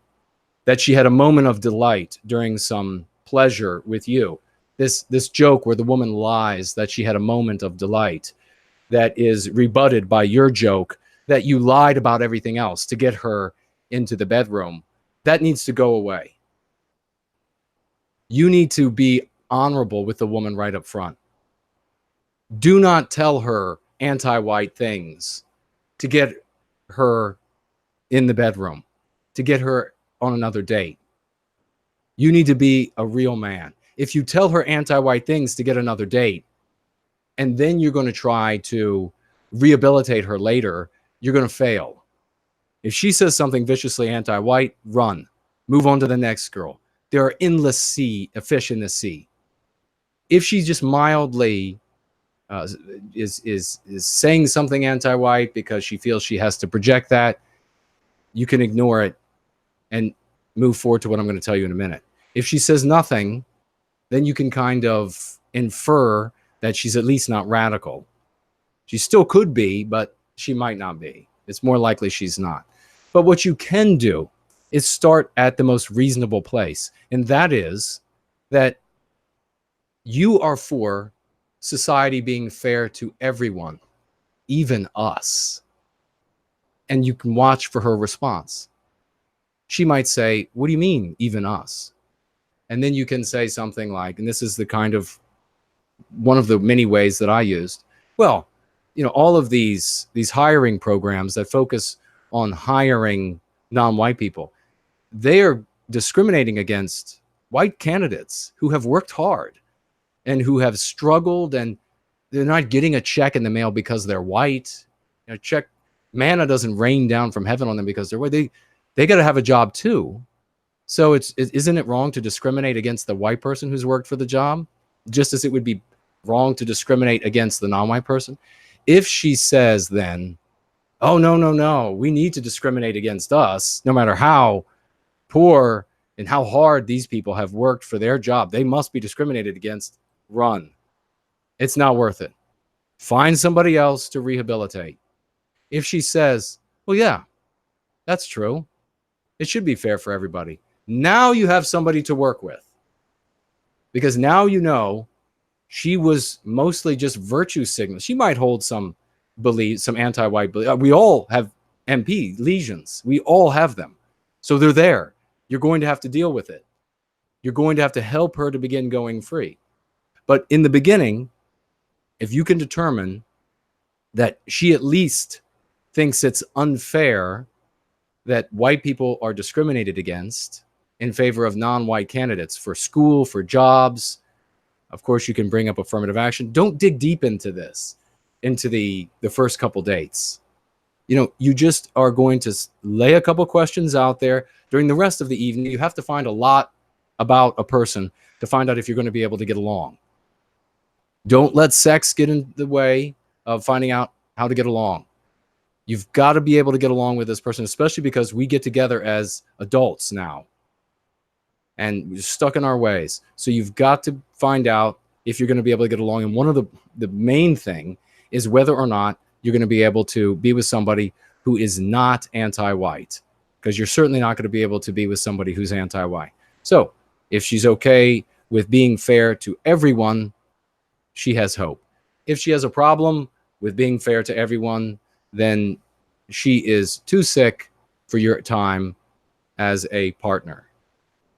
We just had a super chat come in from Brunette, super chatting $10. Thank you very much for that kind super chat.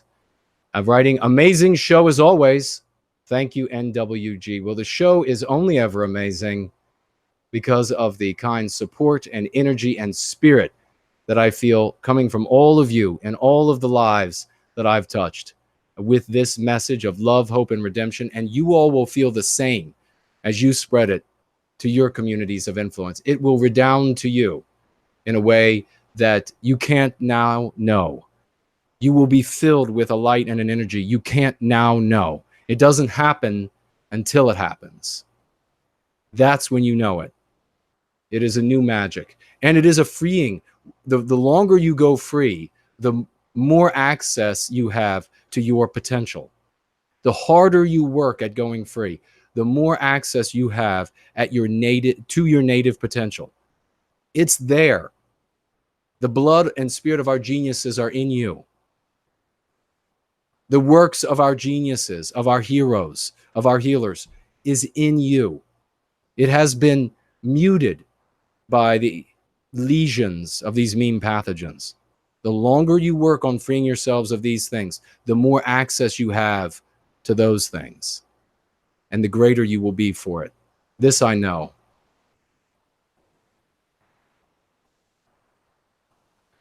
Jonas asking, translating my books into other European languages.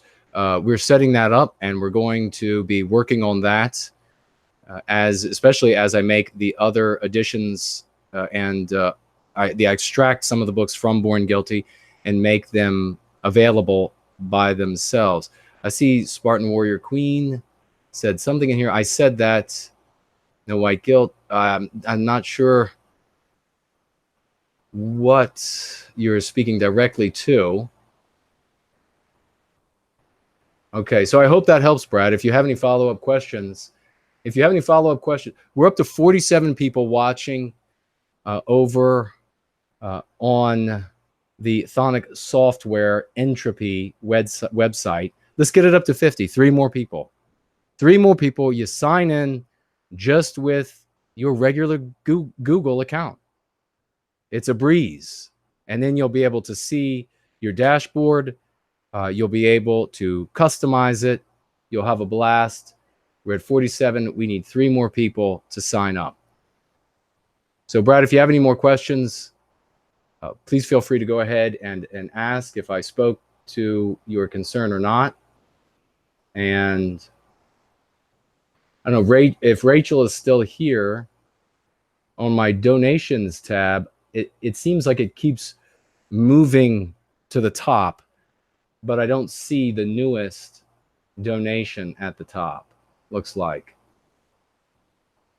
that's come in by way. So these investments, folks, I got to say again, from the bottom of my heart, it is extremely meaningful. All of your munificence, the time and the talent that you give to this cause, the liquidity, the finances that we stretch a mile to be able to do the things that we do is enormously meaningful to me. I am extraordinarily grateful for every single penny. I thank you all. And every single penny goes toward bringing white well-being to the masses of our people. And we are setting up things now, as I say, that are going to reach more people than you could have ever imagined we would be doing in the white positive sphere. That's why I keep talking about it. It's very exciting. So let's see. There's Bear. Good to see you. Doing other stuff while listening into the chat. Good work, Jason. Thank you very much for that.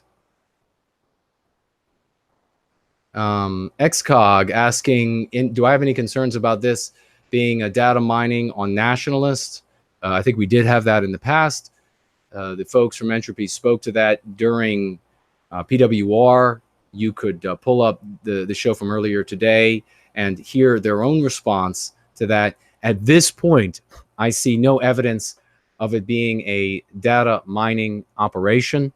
They appear to be collecting no more data than Streamlabs collects or Google has already collected on you. But look to that to make sure. I mean, if you always satisfy your own concerns. I spoke to this when it came to whitedate.net with Liv.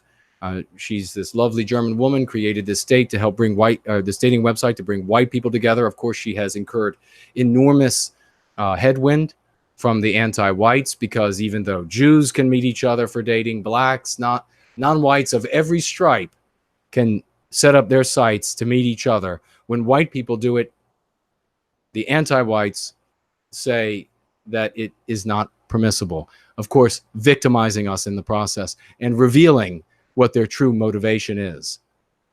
If you want to get in the way of people, white people, falling in love and starting families, producing white children, can you make it any more clear that you want to erase our people? No. You have made it obvious in all of your acts. We don't listen to your pretexts here anymore. You anti-white. And just so you know, I just want to say really quick, but I do want to speak to that before I get off that topic. Thank you very much for the question.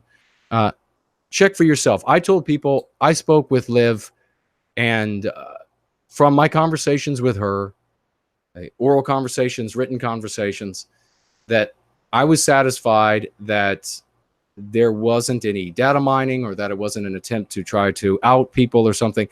As much as I looked into it, I'm not on the site.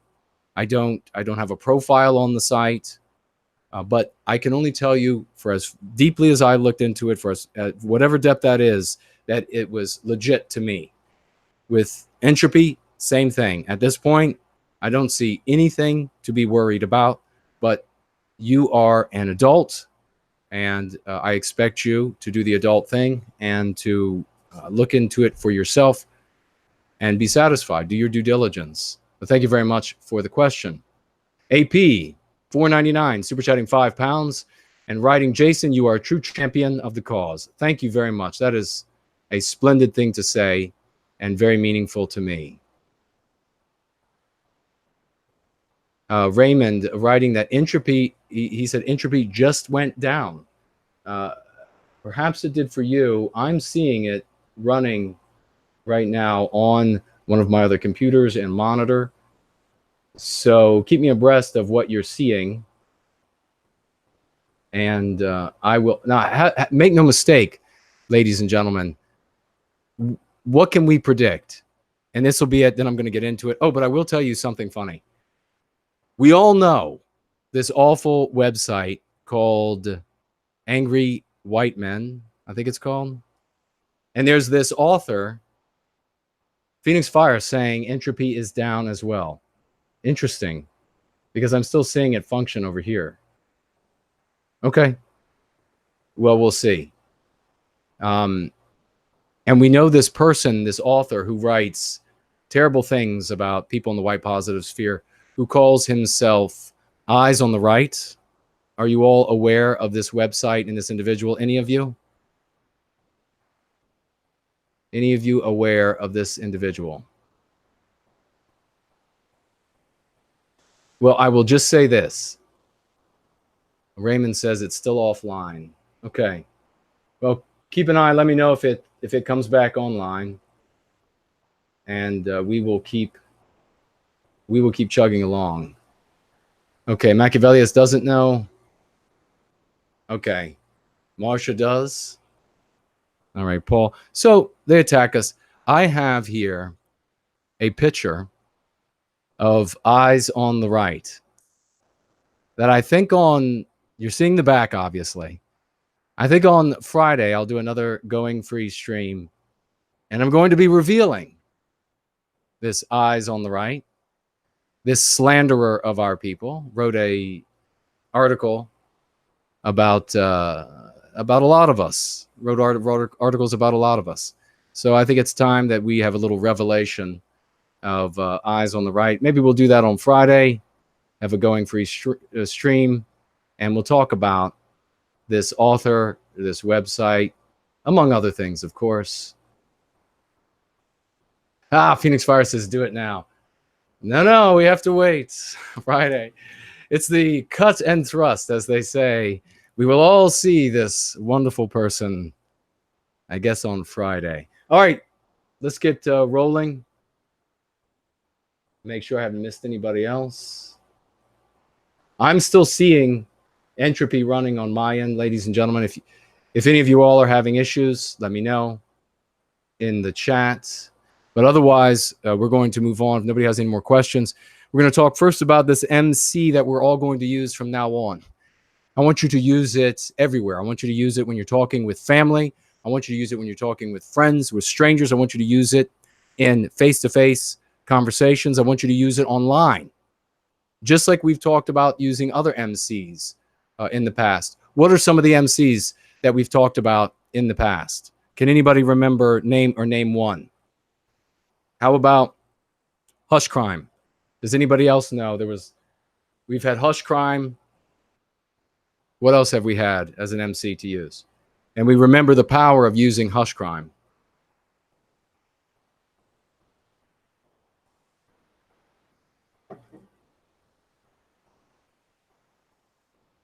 Seaver, hate hoax, exactly. That's another great one. Very powerful. Very, very powerful. Ryan, yes, hate hoax. Very powerful tool. Today we're going to be talking about the word heresy. We're going to be using this as a MC, a meme curative, moving forward.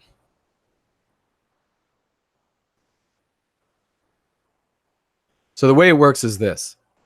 When you are brought before one of these anti-white tribunals or socially lynched, as we were talking about earlier, at work, at school, in a community organization that you belong in, when you are called down to the office, when your teacher takes you out into the hall, when your professor asks you to see him or her after class, when a government arrests you, as we just had Phil Arps, ladies and gentlemen. Now, I don't know exact. Phil was a regularly seen in this community, had a lot of great things to say. Spartan Warrior Queen, if she's still with us, can speak to this. A great friend of Spartan Warrior Queens and Poseidon's, was always on their channel, very often over here. DeMarcus, what's going on? Good to see you. People are still coming in. Odin is here. Great to see you. Phil was a great guy. Spartan Warrior Queens, right? He is a great guy. He is a great guy. And we're going to mention what happened to him. He was found guilty of something. Now, what that something is, what I'm saying right now, what that specific something is irrelevant. Whether that something is something that you would do or I would do is also irrelevant. Whether it's something that you would find repugnant or I would find repugnant, you know, maybe using curse words in front of children or something to say that white people shouldn't be harmed, and you wouldn't do that or I wouldn't do that, is not relevant to what we're talking about here. What the actual name of the charge is in the country he was charged in.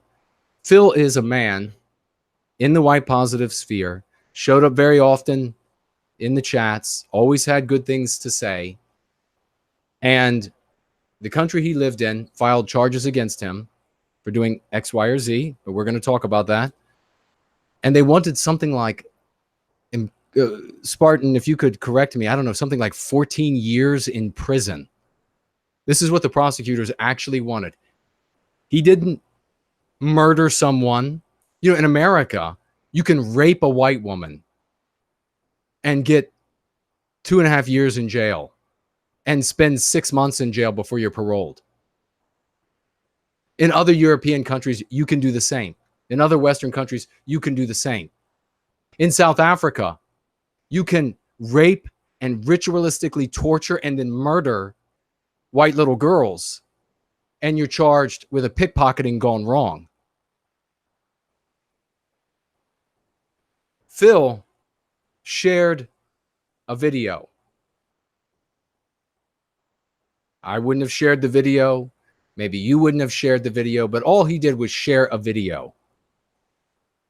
Now, the government, of course, is going to call it things like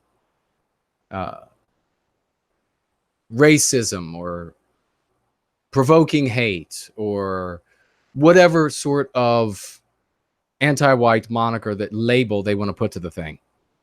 But you and I, we're not going to say, and by the way, Phil, with a wife, and I think we have this information right, 2 little girls. Fortunately, he didn't get 14 years in jail, but he got 2 years in jail for sharing a video. But no, not for sharing a video. He got 2 years in jail for heresy because he wasn't anti-white enough. That is how we are going to frame it all the time from now on. So when you're called down to that office because you spoke up for white well-being, you're being called down for heresy because you weren't anti-white enough. When your parents say, why were you called down to the office? I was called down for heresy because I'm not anti-white enough. When your spouse says, I got the text message that your boss yelled at you. Why did your boss yell at you? Boss yelled at me for heresy because I'm not anti-white enough. When you're telling your group of friends that you were suspended from your policing job for 6 weeks, and they say, why were you suspended? You were suspended for heresy because you're not anti-white enough. We frame things the way that they benefit us and our reality, just like the anti-whites do for them. They will frame you as the bad guy. They will frame you as the ne'er-do-well. They will frame you as the evildoer. And then we go off and repeat what they say. We go off and repeat. Why was Phil sentenced to prison? Oh, well, Phil went to jail for 2 years because he broke the law of sharing insensitive material to non-whites, or whatever sick moniker the anti-whites want to put on it. Hell no. You're not going to tell people that's why Phil went to jail. Phil went to jail for heresy because he's not anti-white enough. That's the totality of the phrase. He was a heretic. He wasn't anti-white enough. That's how you're going to share it with your family and friends. And what does that do? How does that frame the argument? It immediately sets the premise of reality that the anti-whites are in charge of our civilization, not the white man. This isn't the anti-white narrative, where the long-suffering, wrongly put upon, powerless non-whites are waging their valiant struggle against an awful white race that's just holding them down because they hold all the power. BS. They hold all the power. And when you and I get punished, when you and I get victimized, jailed, fired, demoted, we don't get the promotion. When we are victimized, it's because we are not anti-white enough. It's because we are being punished for heresy. That is why we are being victimized. Not because you said so, not because Sally said something that a Pakistani found insensitive. Not because John did X, Y, or Z, and the Nigerian family didn't like X, Y, or Z. They found it insensitive. Not because some anti-white code was broken at some place of business, but for heresy. It demonstrates in the premise immediately that the anti-whites are in charge, and it demonstrates that they, the anti-whites, don't permit deviation. Not that you are trying to do something wrong, that they have a rigid line that you are not allowed, even as an adult, in a country built by your people, a country created by your biospirit, that you are not allowed to cross that line. Words that from a language that you and our people created, that you are not allowed to say. Our creations, our inventions, our words, our definitions, our mouths are taped shut. Our careers are cut short. Our lives made miserable because we are being victimized for heresy, not because of this or that anti-white rule that we broke. Does that make sense? From now on, this is how we frame it. We are heretics to the anti-white establishment. We break their rules. We are victimized for heresy because we are not anti-white enough. And you have to say that every time at the end. It's because you're not anti-white enough. So your audience knows exactly why you're being victimized. You are the victim. The regime is not protecting someone from you. You are the victim. When you are called down to that anti-white tribunal and you sit before those leering, ugly faces who sneer down at you, it's not because you have done something wrong, ladies and gentlemen. It's not because you are a bad person. No, it is because you are a champion. You've been called before the arena. And like a gladiator, these anti-white bastards sitting in their thrones around you are demanding that you fight the monsters of their creations. You are the hero. You are being victimized by them. They are not protecting a soul. So never again do we talk about a infraction of some anti-white rule to protect some non-white member of some non-white group. Never again. They are not the victims. The regime are not the shield bearers of the poor and downtrodden.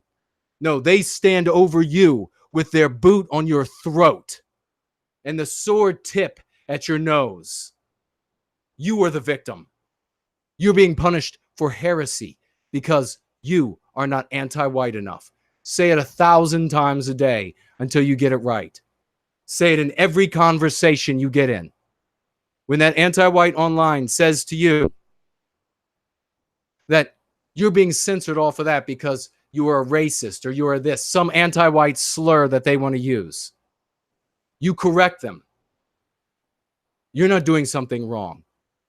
You are being censored off because of heresy, because you're not anti-white enough. And then I want you to come back to me and I want you to share your testimony of how successful this is. Who among you is going to be the first to go out into the public and use this meme curative and succeed because of it? Who among you is going to be the one with the greatest victory story?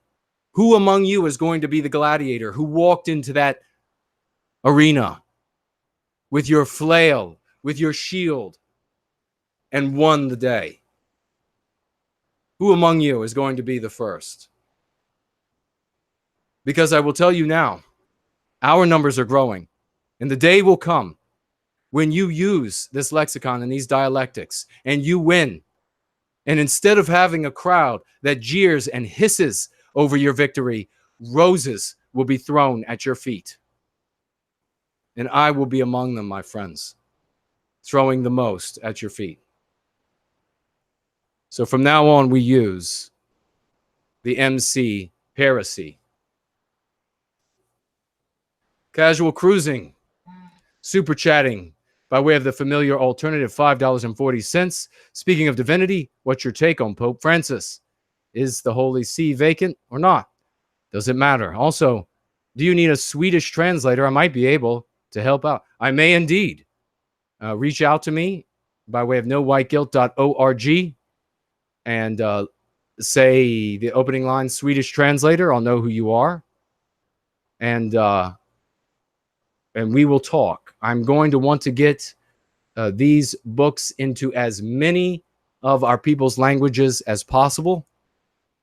And that way, it will get to all of our people, even in the smallest of towns, who don't get an opportunity to learn English or to speak it well. They can read it in their mother tongue, and they can be equally empowered. I want the day to come when there's a little Estonian child in a town of 200 who doesn't know a word of English and who gets Go Free, who gets Born Guilty, who gets Crucible, who gets Prometheus Rising, and can read in their mother tongue and walks out of their house as strong as a giant, 4 feet tall and as strong as a giant.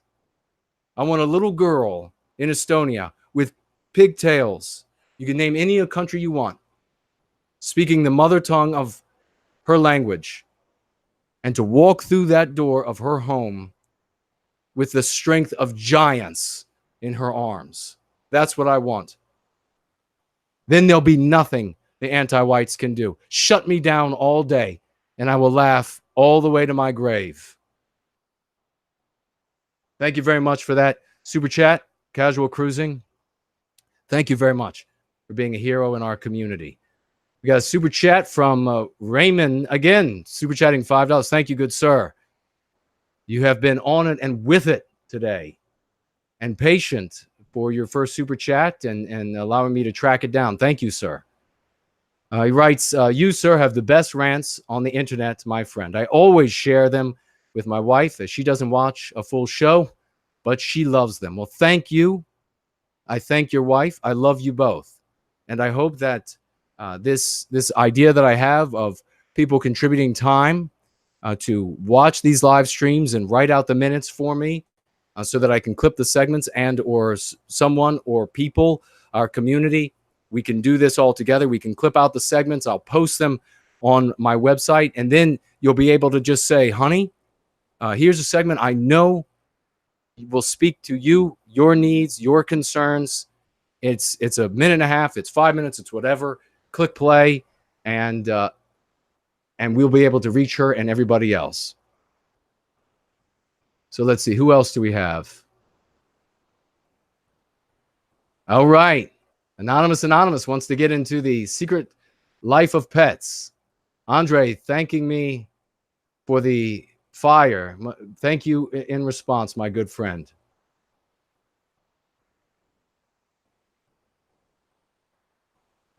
All right, let's get over to, we got another super chat. Statutory Ape, super chatting with $2. Why is Mark still using white genocide? If you had politely corrected him months ago, he and tens of thousands of followers and their hundreds of acquaintances would be using white erasure now, and we would be miles ahead. Well, thank you very much for that kind super chat. Mark is a peer of mine, and I don't feign to educate or other than influence a peer. Mark is also in a different situation in that he is more than adequately equipped with his knowledge of genocide, with his knowledge of what's going on in the world, etc., to be able to make that argument to someone and have success where the rest of us would have difficulty. And I think that by using it and having success, if all of us are using it and having success, it may become something that he ends up picking up, because he's obviously going to find it easier to move that load than to move the load of genocide. To your point, though, it's a brilliant point, Statutory Ape, about if he's using white erasure rather than white genocide, others will use white erasure, and we shall see. We still have habits are difficult to break, and we talk about that in Go Free, the book. And as I say, second edition is coming out in the next month or so, so hold out for that. It is rather than buying the current edition if you don't have it, because there's much more material in it. But we talk about habits in that it's a general way of understanding the concept of an MP, the anti-white lesion on the brain. And once it's in place, it's carried out unconsciously by the mind. This is both a great boon and a great weakness. And we're going to be making a great many more videos on that. I'm going to be making a great many more videos in general, speaking to the material in the book and all of the books. So these are an important thing. And so hopefully, as more people pick it up, you pick it up, Statutory Ape, use it in the chat on PWR, use it in other chats, as more people pick up white erasure and see the success of it rather than the difficulty that is presented by using white genocide. It will grow and the other will fade. Success has a way of achieving success. So just use it and you'll see what I'm talking about. Ursa Major, super chatting $5. Jason, you are so very correct. Thank you very much for the kind super chat. Thank you for being a great member of our community as well. I see you all the time in the chats. You're a regular contributor, and my heart goes out to you, your families as well. I see JK160 also, I see from time to time in the chat. Writing hail chat. Thank you very much. Indeed, we've got a great chat. Let me get a drink here. Now, as we get into the secret life of pets, I will ask you all as I get a drink, are you still having a problem with entropy? Is it coming up for you? If it's not coming up for you, what browser are you using? If it is coming up for you, what browser are you using?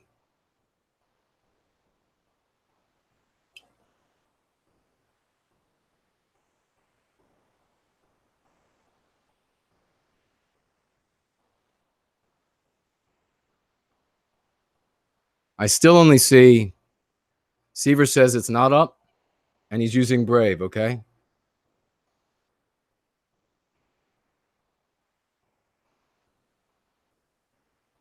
Refresh the entropy stream and it will go down for you as well. Okay. Interesting. I haven't refreshed it, so I'm seeing the YouTube video still running. So clearly that is still working, but correct. I'm noticing now that I'm not seeing the chat moving, the super chats working, the questions working. So indeed. Okay, Kyle says it's not working on Safari. All right. Ladies and gentlemen, maybe we just had so much traffic for the young platform that we shut it down. If that's what happened, that would be a great honor. Here's Rachel. Rachel says, sorry, for some reason your stream was dropped. Folks, I'm going to take this as a huge compliment that we had so much going on that we shut down the young platform. A big round of applause to all of you. Kind of a mile marker. To get it back up, you can just restart your session. All right, let's see if we can do that. Seaver says agreed. We shut it down, ladies and gentlemen. We'll remember when entropy, if it meets all of our expectations and becomes bigger than YouTube, wouldn't that be magnificent? If it meets all of our expectations, gets bigger than YouTube, we will be able to remember the day when they were so young that we could, and we had so much traffic that we shut them down. It will have happened right here on Going Free.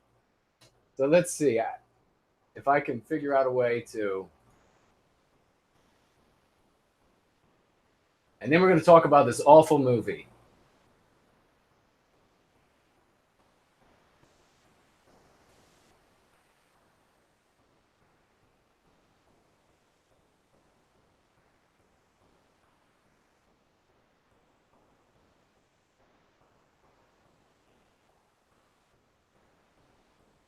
All right. Appears to be back up. Let me know if you all can get back on. I'm actually filled with a little bit of pride. But make no mistake, ladies and gentlemen, we get serious here, but we can also have a laugh. Nothing wrong with that. Make no mistake that this young platform, we've seen it time and again, are going to come under relentless attack by the anti-white bastards. You know it's going to happen. Don't allow that to ruffle your feathers.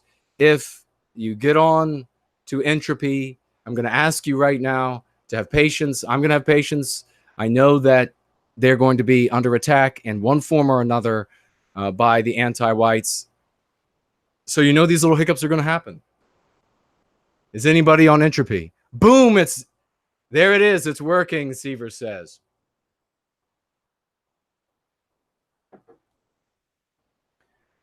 All right, Rachel, since you're still here, even if it technically was, if there's any way that you can put it into the record book that we did it, that we had something to do with it.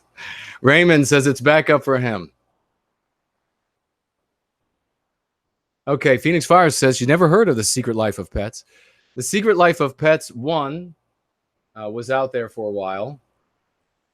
And, okay, let's see. Okay, Matthew already looks like a super chatting. with $10. It says, and writes, working again. Now I can get rid of some more shekels without Google taking a cut. Amen to that. Thank you very much.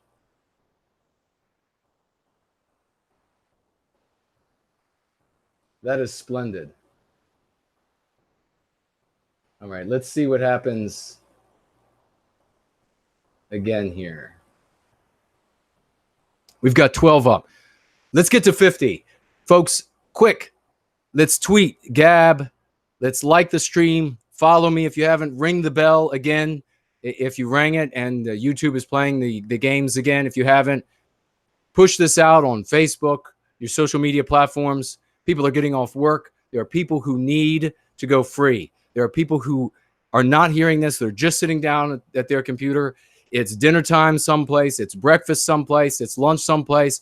Don't get stuck anymore. We really have to have a global mindset. Enough with all this, and we'll talk about this at some point, but this idea of this, we're against globalism. No, we're against anti-white elites and the globalism that they create. We want a global white unity. We want a global white ring that circles the world. And that presupposes that we are going to celebrate all of our differences, that we are going to magnify and enrich our differences, that the French will be more French, the Germans more German, the Virginians more Virginian.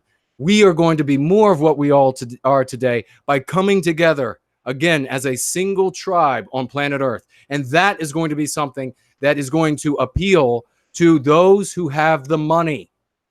You keep talking about this, all these civic nationalists, they talk about this, oh, it's nationalism versus globalism. Let me tell you something, ladies and gentlemen. The people with the money are not going to be able to compete in a world where their ability to do business elsewhere is undermined by our desire to survive. Our desire to survive has to make them wealthy, as it first and foremost preserves us, our creations, who and what we are. This is not impossible. We landed on the moon. We walked on the moon. A bunch of white guys were given the task of landing on the moon, and they started from scratch, and we went to the moon. If Neil Armstrong can set a foot on the moon, and what he should have said is it's one small step for a man, one giant leap for Western kind. That's what he should have said. If we can do that, we can easily do this. And if we create a context and an environment where those wealthy will be able to compete, because they cannot compete if we're going to break them up the way that these groups talk about doing. If we create an environment in which they can compete and win, they will come to us. Our momentum of bodies, of belief, of faith, of ideas that are not going to eviscerate them. I'm not talking about spoken endlessly or a lot about objecting to systems that enthrone individuals as veritable deities because of the amount of wealth that they hold. Nothing like that by any means. Nothing like that. But we need to create a context and have a context in which the wealthy are not going to be made paupers by supporting us. If that doesn't make sense, then you need to do a lot more thinking on the subject, and I will happily speak to you about that as well. We had Luke, a great friend and champion of our cause, coming through on Super Chat, on the Familiar Alternative, Super Chatting $30. Thank you very much. Jason, I'm one of the people you spoke about. Your work has made positive change in my life, and I thank you. Here's to your work being in all languages for our folks. Thank you very much, Luke. A true champion and hero of our people. If we could get a round of applause for Luke, would be splendid, for the good work that he's doing behind the scenes for our people. Liberty Warrior says that Jason needs to be moon-pilled. Liberty Warrior says, I just followed you on D Live. You have 3 followers there. Thank you very much. for following me. I spread everywhere. The more the anti-whites try to shut me down, the wider I spread my seed. Let's see if they clip that out of the video. Might be a good idea to double stream like Red Ice does so people can start finding you on D Live. Well, if you know how to operate D Live in an easy way and can explain it to me quickly and easily, let's get together and talk about it so I can get right on there. I'm extremely busy. I'm taking time out of day job to be working for you all. And that I love. I don't need thanks for that. But what I'm saying is I don't have a lot more time to study every one of these platforms and figure out how to maximize it. So Liberty Warrior, if you are a fan of D Live, you know exactly how to stream on there, run everything on there, or if any of you else do, write me nowhiteguilt.org. Start off your sentence so that I see it right up top. D Live, I can teach you how to use it in 5 minutes. And we will talk. We got to start working together, folks. That's what they are afraid of. You know what they don't fear? What they don't fear is these people who are pompous and arrogant and they want to be the center of attention. They don't fear them. They love them because all they got to do is take them out and the entire momentum or movement evaporates in the morning heat. That's what they don't fear. What they fear is us, a team. We are a team. And it can be halftime. You can use a sports ball analogy. You can use a military analogy. Probably shouldn't use a military analogy because then they'll just say, oh, look, they're talking about war. You can use a business analogy. We are in the boardroom as a team. And we're saying, who has the talent to do what? Who can step up in this case? Who's going to carry this project to the next level? That's how we're going to win. Each of us are a piece in the machine of this victory. So let's see what else we have here. We got more people signing back in over on Entropy. And let's see here.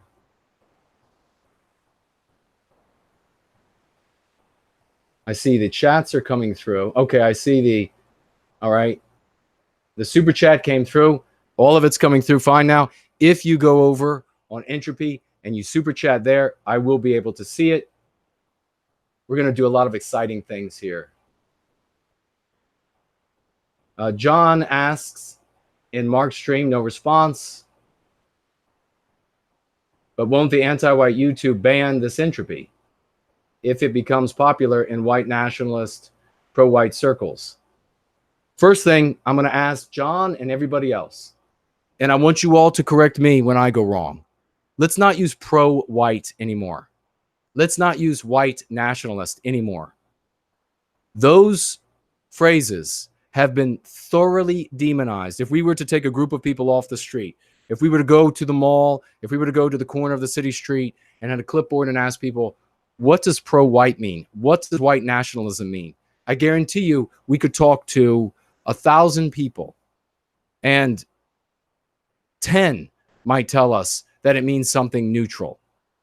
The rest are going to say that it means Nazi, it means Ku Klux Klan, it means etc. So instead, let's say white positive. You're serving white well-being. That dialectic of serving white well-being specifically, I created because of what it forces the anti-whites to do when they object to it. It forces them to show that they object to white well-being, which means what? That they are for white ill-being. If they try to say, and they rarely try to say anymore, I mean, this was like 10 years ago, they tried to hide behind their pretexts still. If they try to say something like, and it's so transparent, it's so pathetic, but if they try to say, no, what about well-being for everyone? Is that what they're going to say? Some of them might say that, won't they? What about well-being for everyone? Why would you be for white well-being? You say, yes, you are for, you're talking to the person, I am for well-being for everyone. There are thousands of groups for non-white well-being. There are none for white well-being. So I'm filling the void. You should support me. We've got groups for Jewish well-being. We've got groups for Black well-being. We've got groups for Hispanic well-being. Good for them. Now we've got a group for white well-being. And I suppose that since you, Mr. or Mrs. Interlocutor, since you support the groups for Jewish well-being, the groups for the well-being of Black children, the groups for the well-being of brown children, the groups for the well-being of Asian children, surely you support the groups serving the well-being of white children, right? And then watch them melt. That is how you handle it. So that I created that specifically to empower you. When their head blows up with rage, with frustration, when they start backpedaling and saying, but, you will know it's because you hold the power in that moment. No longer are you weaponless when you go into these conflicts. Let's talk about this damn movie, this terrible movie. So he asks about, though John asks about YouTube banning it. I cannot say exactly how YouTube could do that or Google could do that. Perhaps they can. I asked today on the show PWR with Mark, and of course, we never say enough about the great Dr. Patrick Slattery. Ladies and gentlemen, he's a great guy. He makes fun of himself. Who doesn't like a guy who makes fun of himself? I made a total ass of myself juggling on camera, and Jared George did as well. But Patrick can laugh at himself. He laughs at not being able to get the mute button off in time. He's a great guy. We love Patrick. He's a very smart guy. No one could dislike Patrick. He was just censored off of the platform. So I just wanted to give a word of support for Patrick and the good work that he does for white well-being. So thank you very much for that, Patrick. Big round of applause for Patrick, if we could get that as well. The hard work that he does. He's a great hero. I see Samantha Fox is in the chat as well. Great to see you, young lady. A big hello to you. So many great people in our community. All right, let's keep this rolling. They answered the question. The good folks from Entropy answered the question that I posed about: are you thinking ahead of your weak links in your system and how you're going to back up these weak links? Are you already preparing redundancies? And I asked them, please do not say what you think your weak links are.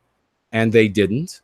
And they did say that they are working on redundancies in anticipation of what, ladies and gentlemen? The inevitable. We know that the anti-whites are going to move to shut them down, just as they're going to move to shut me down and you all down. And they are, as we said earlier, doing their damnedest to hold back tomorrow. But not even with God's grace can they do that. So thank you very much. All right, we're back up to 19 watching over on Entropy. So if you haven't logged in, I don't know if Rachel is still with us or not, or if anybody saved that link and they can post it. Phoenix Fire or Spartan could repost that link in the chat. I think I could do this. I think it's the same thing.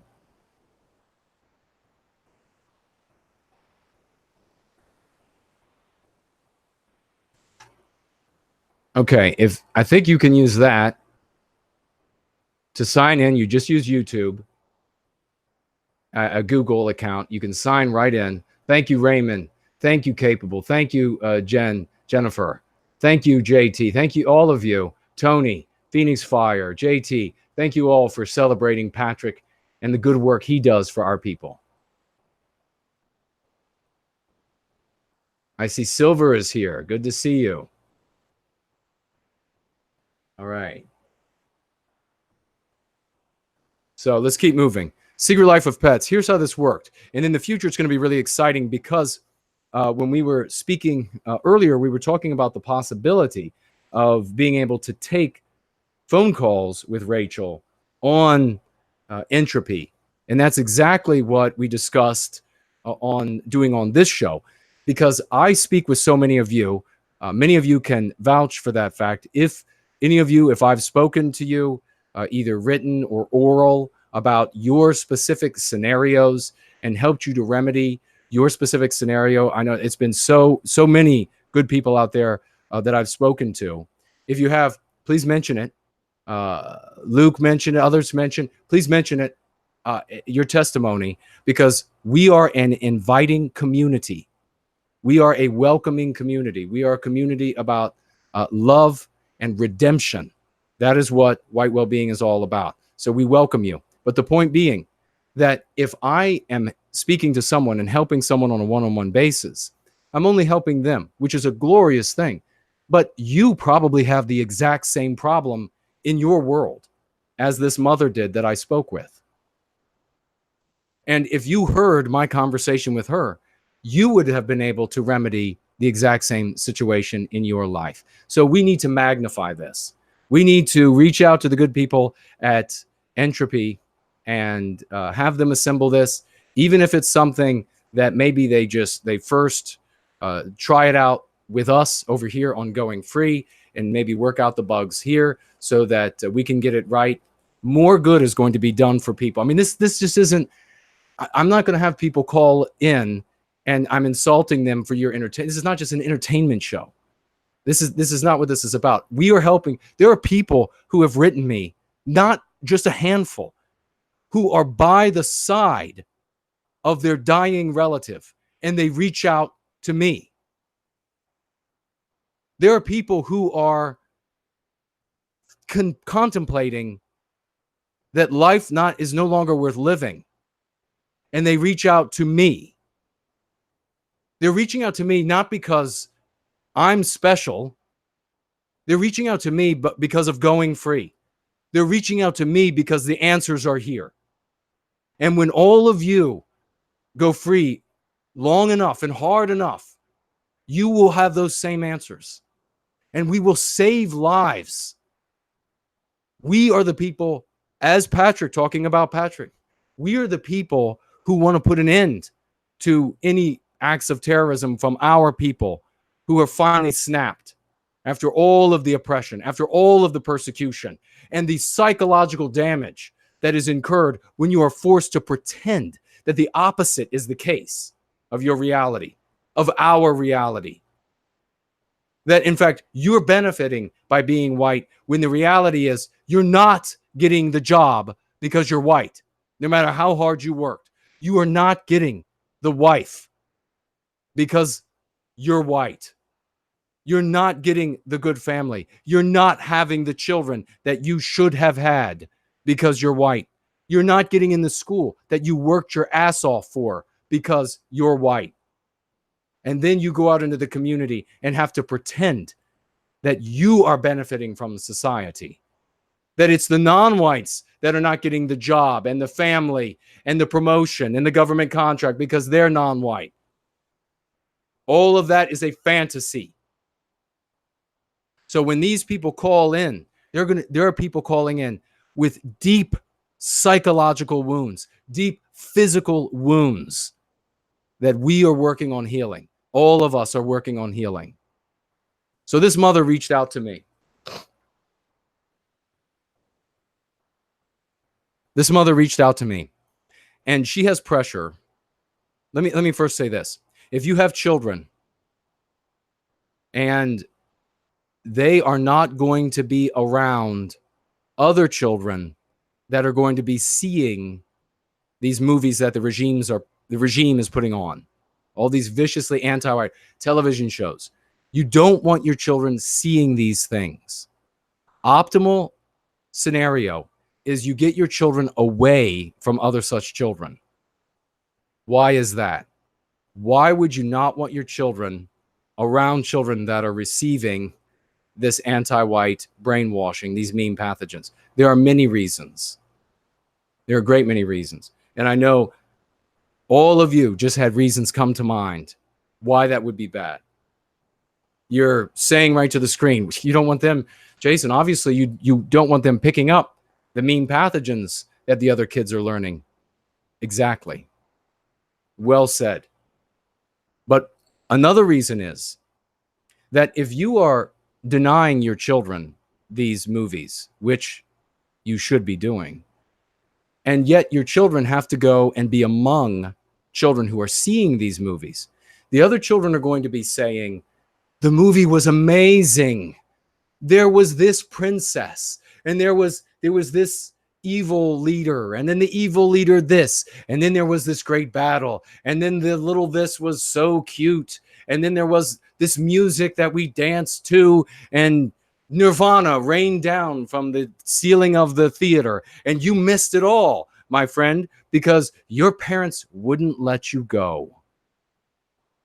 What happens with the relationship between you and your children when that conversation takes place?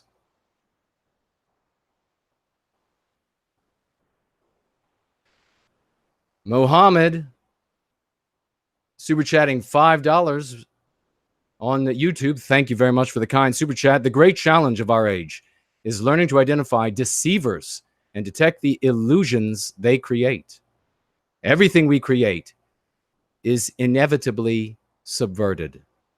Precisely. We are not. Very well said.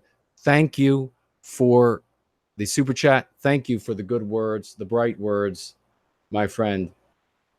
We have to know our world in this reality, outside of the nursery room, in the real world, in the jungle. We know things by their fruits. That's the only way you can know them. Anyone who is in our cause, no matter we're in the white positive sphere, can be pressed into service at some point. Someone could come in, they could be honest, they could, but not have a great character. Or at least a character that could withstand the pressure that the anti-whites would put on them. They could come in, they could have great success, they could mean what they're doing, and the anti-whites show up and they say, oh, we know that you have committed these crimes. We know we've made this fake video now with this new technology of you. Who knows? They could, with this video technology, they could make anything. So this horrid thing we have on video, you can do what we want you to do, and we'll give you this sum of money. We'll take care of all of these bills.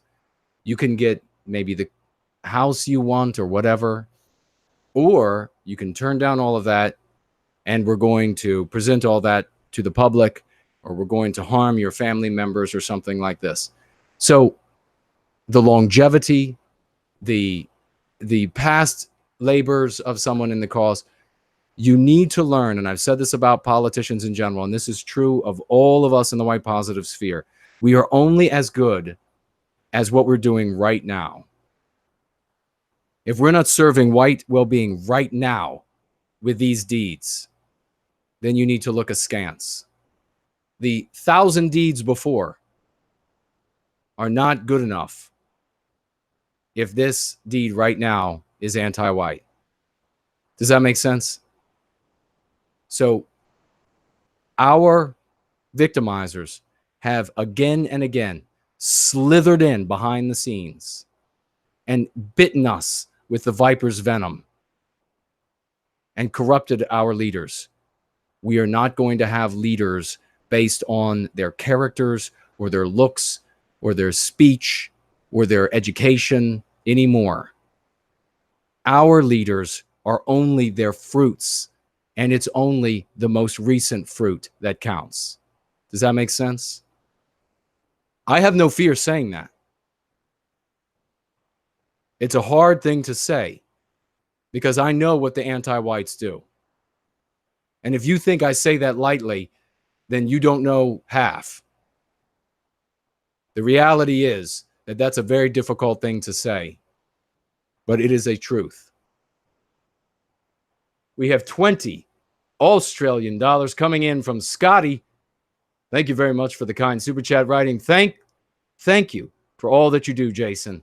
Power to the Prometheans. Amen. Scotty is obviously a reader of Born Guilty and Prometheus Rising. Folks, if you haven't, I'll just say real quickly that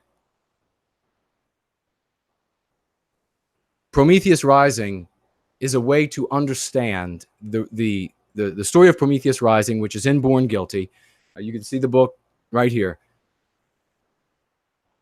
It is a way of understanding society, our social environment, the same way that mathematics is a means to understand our physical universe. Prometheus Rising is not our social environment. Mathematics is not the physics it explains. Both give you the quickest and easiest and clearest route to understanding the things they set out to assist you with.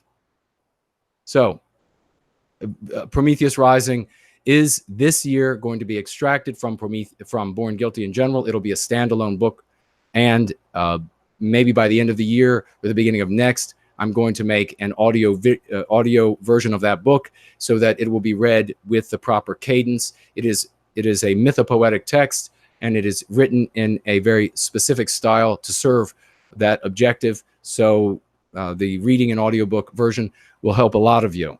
But if you have not, if you see people, and more are making comments speaking about characters like Gorthang, speaking about Prometheans, if you don't know what that is, it's coming from Prometheus Rising. So this mother came to me. Eke Lux is here. Good to see you. Cheers, buddy. Good to see you. Wonderful having you with us. Okay.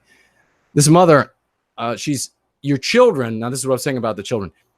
What happens to your children and your relationship with them if they are in proximity to children who see these films and the other children come to them and say, Nirvana came out of the screen and I went to heaven in the midst of this movie theater or by watching this TV show? What happens to your children who are not allowed to watch these things, who are not allowed to experience Nirvana?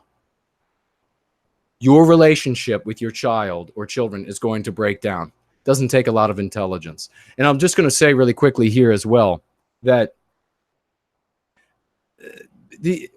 all of you out there who have children and who like to say, if you don't have children, you can't give advice. It's true, I don't have children, but I'm not a kangaroo. However, if I studied kangaroos, I would be able to speak on them. I'm intelligent. I've never been on the moon, but if I study the moon, I can know the moon. I realize that for some of you, you invest so much time in parenting. Your whole day, it goes to investing in that child as it should. It is a glorious duty. It is the most important duty that we have, is the hand that rocks the cradle. That is more powerful than any crown, ladies and gentlemen. That hand that's rocking that cradle is more powerful than any crown. Don't give it to some interloper in our community. Don't farm that business out to someone else. That is the most powerful position in the entire West. No crown gleams as bright or carries as much weight.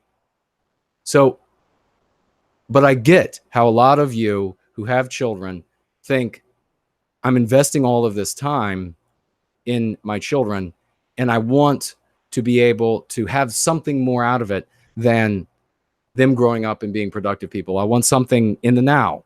And that something in the now, for some of you who are parents, is to criticize those who don't have children and say, why haven't you had children?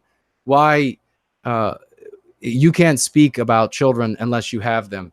You're not telling us anything about the world, about children, you're just telling us a lot about yourself. You're telling us how frustrated you are with the amount of time you spend raising your children. And I'm asking you, don't do that. Don't reveal that to the rest of us. Grow beautiful, strong, healthy children who love and cherish our people and who become champions of our people. And you will do far more than I will do if I end up without children. So just do that. Don't worry about these comments about you can't give advice or a part of your life isn't lived. And you can, and therefore you can't. Some people have this view that a part of your life you haven't lived, and so therefore you can't really give thoughts on anything. How asinine. So back to this. Your relationship with your child or children is going to suffer if your children are being told, no, you may not see that. No, you may not watch any of these things that all of the other children at your school are saying is the most glorious thing that ever happened to them in their lives. And all of the other children walk around saying the lines from the movies, saying the lines from the TV shows, and your children have no idea what those lines mean, no idea what those songs are, nothing. All they know is that you are standing in their way of nirvana and being able to participate with the community. Optimal scenario is your children don't have to be around such children. Optimal scenario is you are in a community, maybe it's a homeschooling community, where your children associate with other white positive children who are going free, and none of them see the poison. That's optimal scenario. But if you are in one of these suboptimal scenarios, which this mother was, and many of you who are mothers or mothers-to-be, as we heard earlier today, there's a mother-to-be who will be watching some or much of this stream. If you're a mother-to-be and you're going to be dealing with this sort of scenario, this specific mother, her children are among children who are going to be watching this Secret Life of Pets anti-white garbage. And this may be the same for some of you. She has pressure from family members who want to know they're not going free.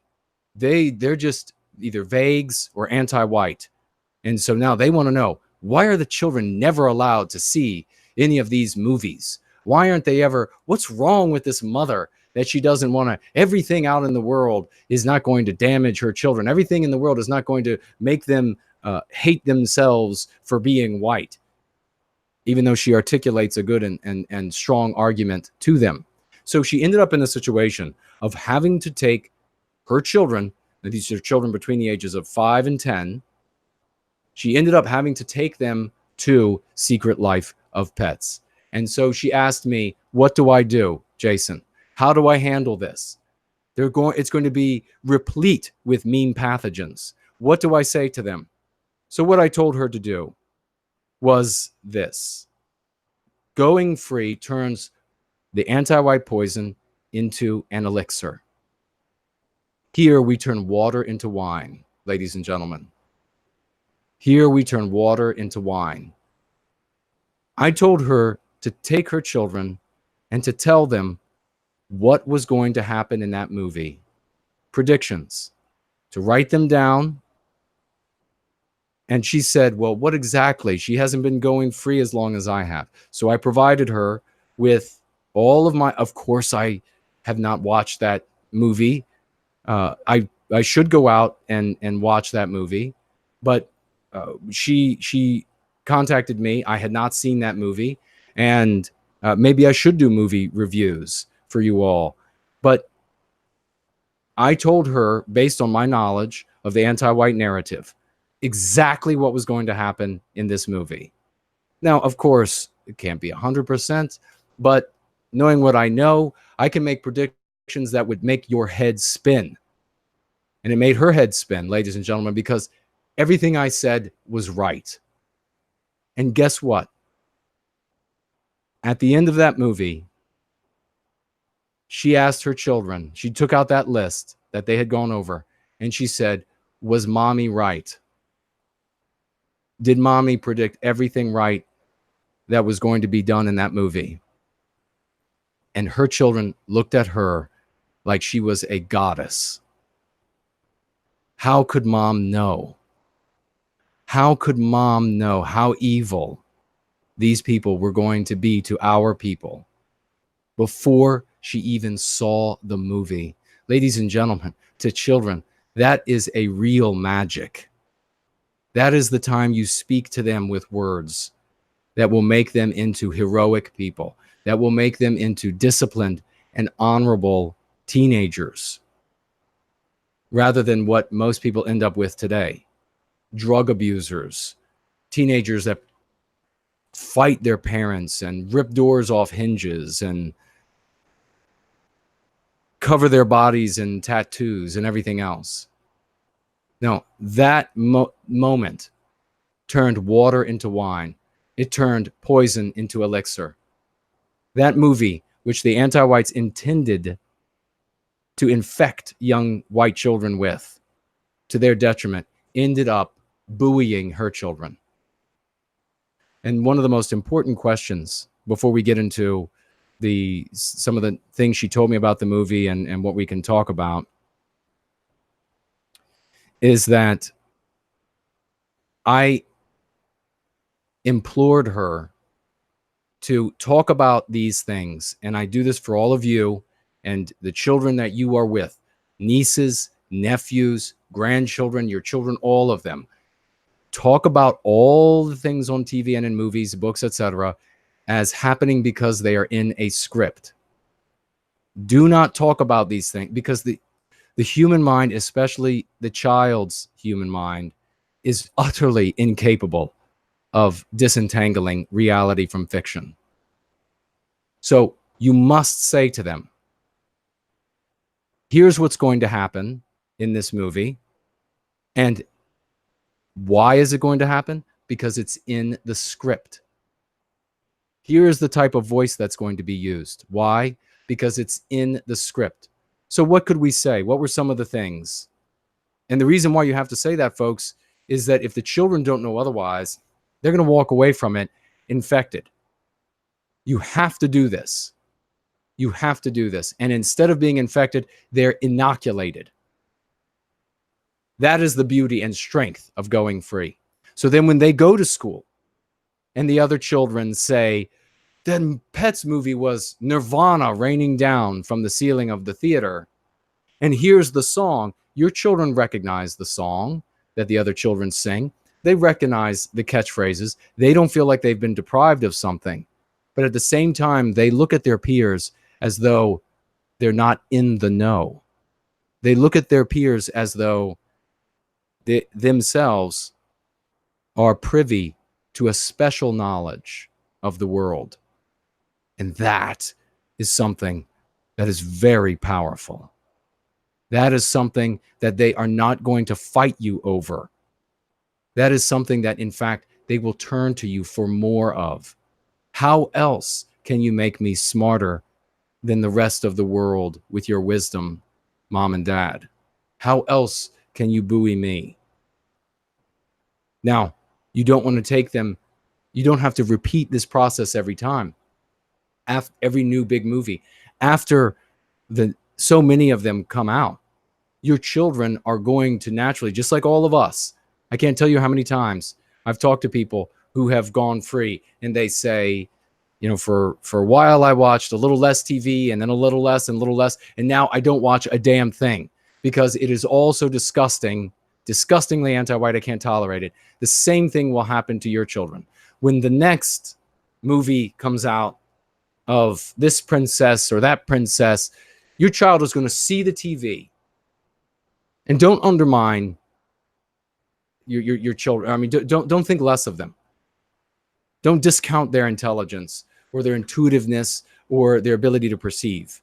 Once you show them these things, when that next commercial comes on for the next big anti-white Disney movie or Pixar movie or whatever garbage it is, and they see those previews, they're going to say, good Lord, I can already see that X is happening here and Y is happening there in this movie. I already see how anti-white this thing is. I don't want to see it.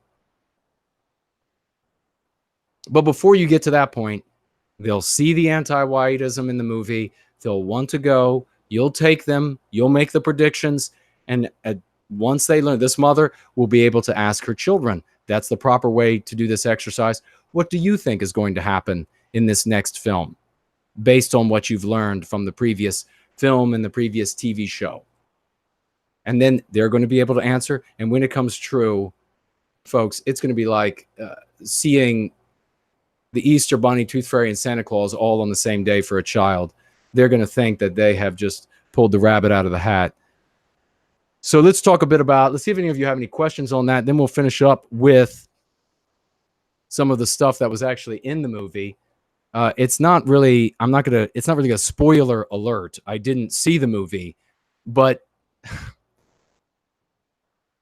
going free is kind of an automatic spoiler alert to all regime-made television and movies, isn't it? You already know who the bad guys are. You already know who the good guys are. You already know how it's going to play itself out. I mean, there are little details here or there. Prater Nova, super chatting $10. Thank you so much for the kind super chat. My job gives me access to new faces every day. I live in an anti-white region, and regardless of risk, I tactfully spread meme curatives every day. Thank you so much for that. Right? I have found nothing but success. Be strong, folks. Thank you very much for that testimonial. Brilliantly done. Thank you very much. You are an absolute hero in our community. Thank you very much for sharing and spreading those meme curatives every day. You will see, you will be able to speak to it, and others here will be able to speak to it as well, that when you use these on people, just like you say, you have found nothing but success, you will see the looks on people's faces when they hear for the first time, just like I heard for the first time way back in the 90s when I started using antiwhitism.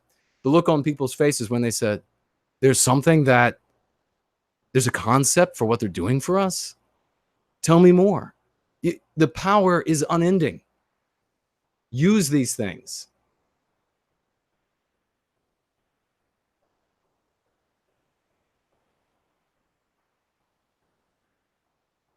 Okay, let's see what else we have here.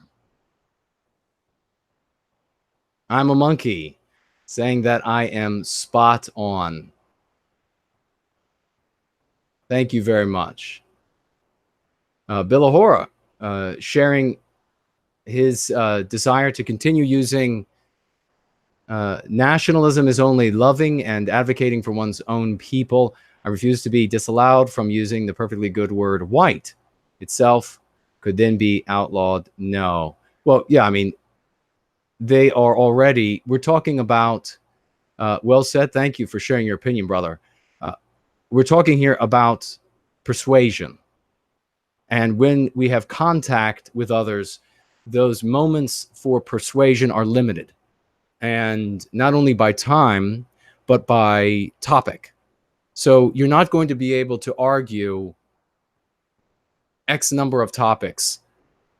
It's going to be different for each person, but you're only going to have so many topics you're going to be able to debate or discuss with a person before that person, that prospect, has finally said, I've had enough.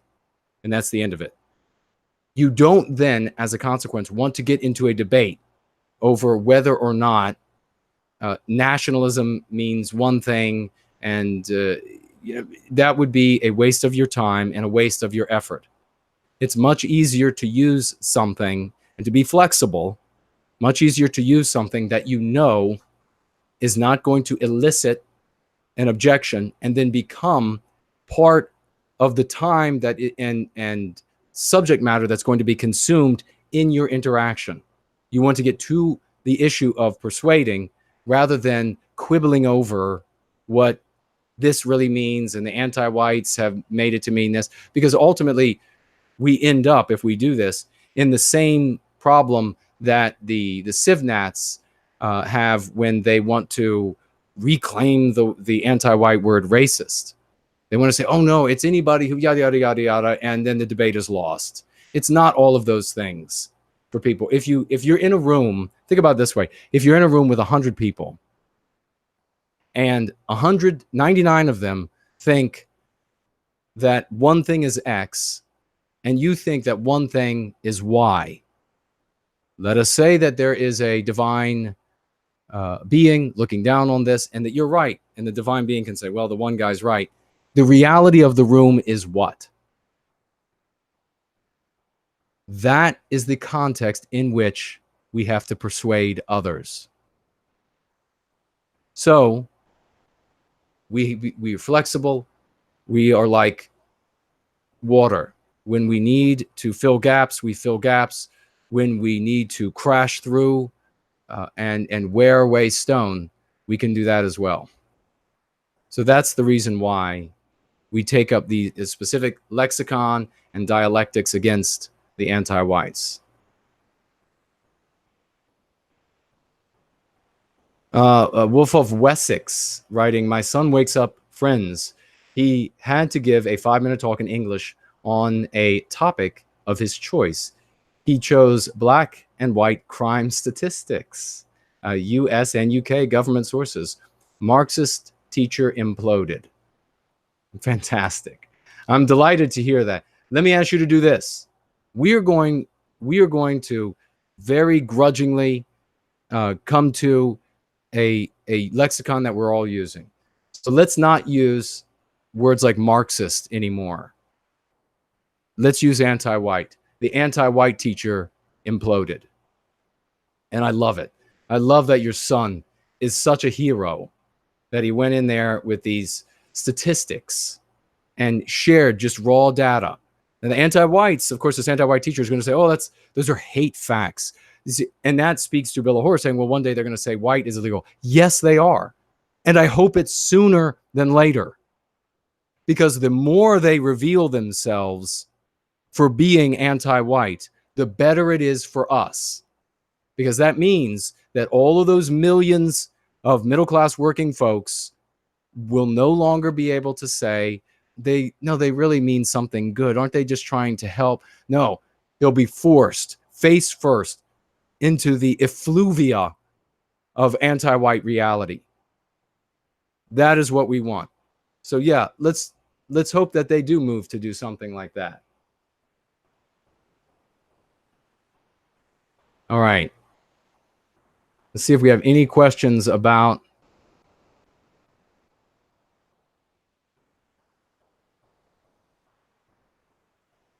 Seaver Hamlin writing, what about developing these lists and things for children that they can walk through during movies, TV, music of their own? Absolutely.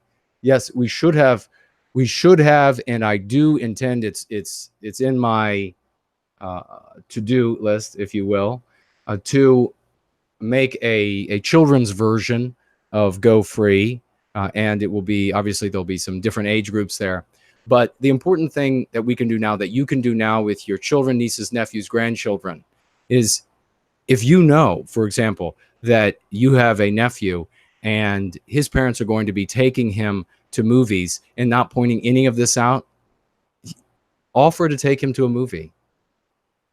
It won't take many times of you saying, okay, nephew, your parents are allowing me to take you to a movie. I'm taking you to this movie, and I'm going to make some predictions, and I'm going to write them down on this piece of paper, and then we're going to see if they come true, and then watch that nephew look with a slant, sort of a slanted look, a squinted eye at his parents, wondering, how is it that Uncle thus and such or Auntie thus and such knows all that's going on, and you don't know a damn thing?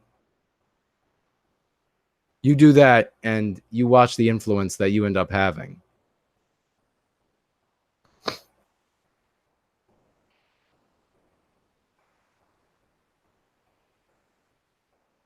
Joseph just said, came back from running 10 miles during the stream. Well done. Well done.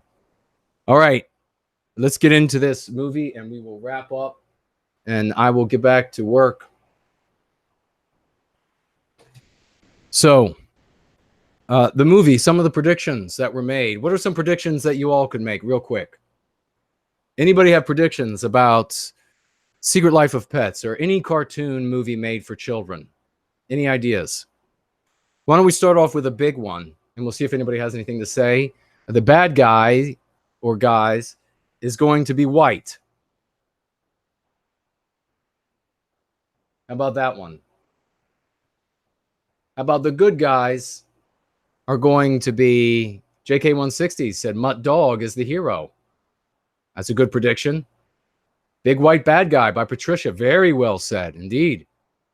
Alex Simpson, interracial relationships. Absolutely possible. They would take different, they could take a blatant form that we see in normal TV and commercials, etc., with a white person, with a non-white person, or they could sneak it in a different way with maybe different species of animals or different breeds of animals in that sort of way. 30-year-old Boomer writes, the black dog will be seen as big and dangerous, but actually harmless. And I would add to that, a big heart of gold, loving and caring. Yes, indeed. You all are doing great. Mixed race parents, absolutely.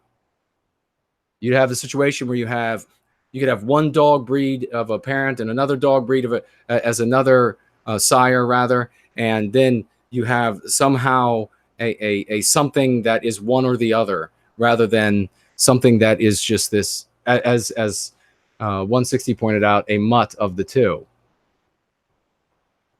Bad guys, Machiavellius. Bad guys, white. Absolutely. The non-white characters will have the last word by the end of the movie.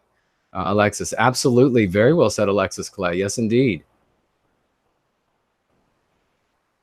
Sifu, cat and dogs will have interspecies relationships. Yes. You all are getting to a lot of good things here. Elaine Sabatino saying The Secret Life of Cat Ladies would make a great horror flick. Yes, it would. That's a horror reality, I'm afraid. I've shown up at some of their homes before, and they're definitely worthy of running away. Jean-Claude says, thank you, Jason. Good man. Well, thank you. Great to have you here. 577. Good to see you here. Main child character has a single mother parent. Absolutely, that is something that is often done. They want to push that on our children. You can do with these lists, you can make here are the almost certain predictions of things that will come true, and then here are the likely predictions. And then you can go to the movies with that. You can also make in that list for the children things that absolutely won't happen as well. So you could say the reverse. What absolutely will not happen. Like, is the bad guy, you could say, and the absolutely will not happen is the bad guy is a Jew. That will never happen. Even if it's a Jewish actor, he'll be playing a white guy. Jennifer P. writing, men will be effeminate. Absolutely. These are great. Maybe a likeness of the bad orange man makes an appearance. Very well said. Let me ask you this. Who now is outside of the anti-white sphere that is, I guess, acceptable right now? What countries that are not non-white? What countries are unacceptable because they're not quite anti-white enough and they're not non-white? What countries are those? We can say, Japan and Korea, they're non-white. What white countries are not anti-white enough for the anti-whites right now? Charlotte's Web was the first interspecies relationship. That was one of the first books I remember reading. Elaine Sabatino. Here we go. Yes, Hungary, Poland, Italy. Alex Simpson, Eastern Europe. Absolutely. Poland, Hungary, Russia. Absolutely. Italy. Yes, they're pulling away, aren't they? Okay. So knowing that, knowing how we know anti-whites and how they work, those countries then that are pulling away, they're not anti-white enough, we can then make predictions about bad guys in the movies, can't we? Because we know where the anti-whites' minds are going to be, don't we? We know that it's not the pretexts that they present to us here serving white well-being in the white positive movement. We know that it's really to destroy Western kind and Western civilization, to inflict harm on us. So since we know that, we can make a pretty strong prediction about the bad guy in Secret Life of Pets. Safe to say, then, that the bad guy, you ready for this, ladies and gentlemen? Prediction that I made.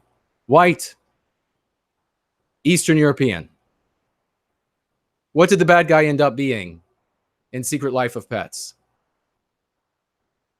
The bad guy was a fair-skinned white guy with blue eyes from Eastern Europe named Sergei. How do you think this mother's child, or children rather, how do you think they received that after mom predicted it? Nobody had seen the movie yet.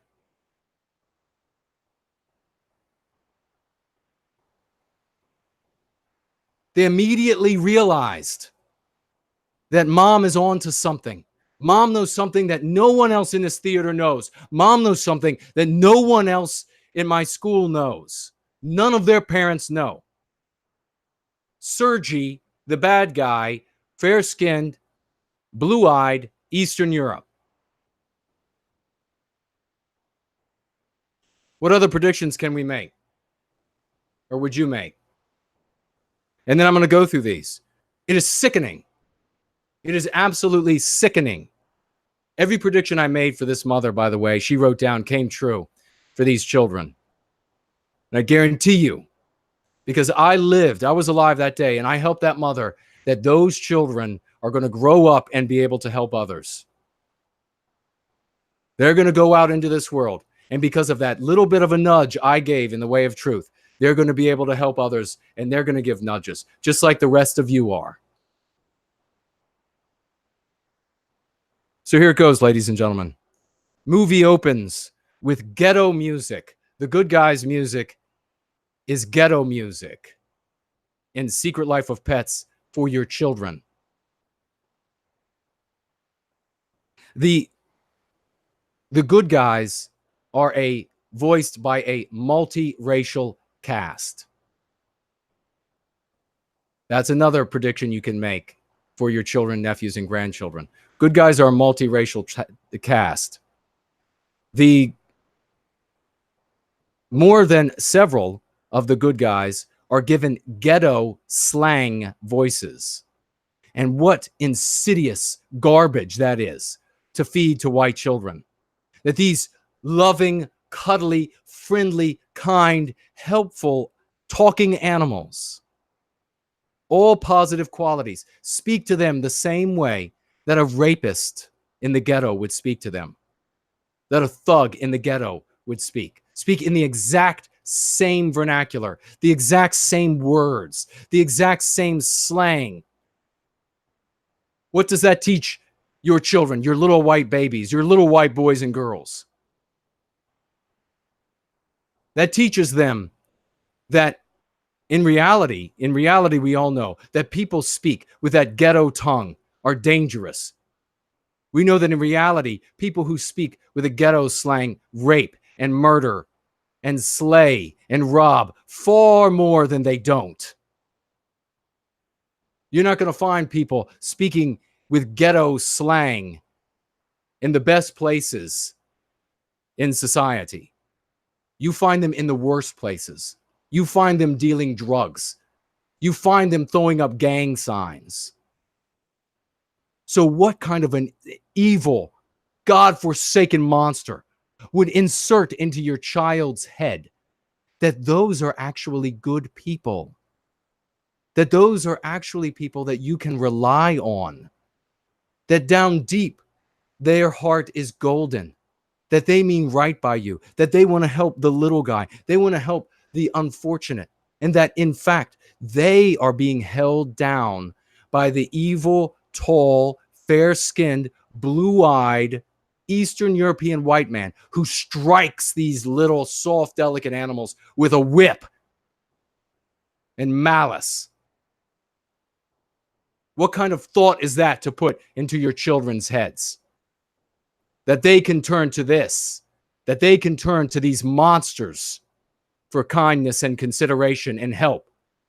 Every day in this country, there are white girls at high school and in university level who disappear because Nickelodeon taught them, starting back in the late 80s or so, that every group of white girls, 2, 3, 4, 5, 6, whatever size group it was, every group of white girls had to have a non-white male or males in their group, or it wasn't a legitimate group. You never saw these things anywhere in society. It is totally illogical that there would be a group of white, bubbly girls, preteens and teenagers that would want in their midst thug non-white males as part of their friend group. And then Nickelodeon and all of these other anti-white platforms poured on the propaganda. They poured it on everywhere you looked. Every group of white girls had a thug in their midst. It legitimized them. It was the cool thing. They had to have it. And then what did you see?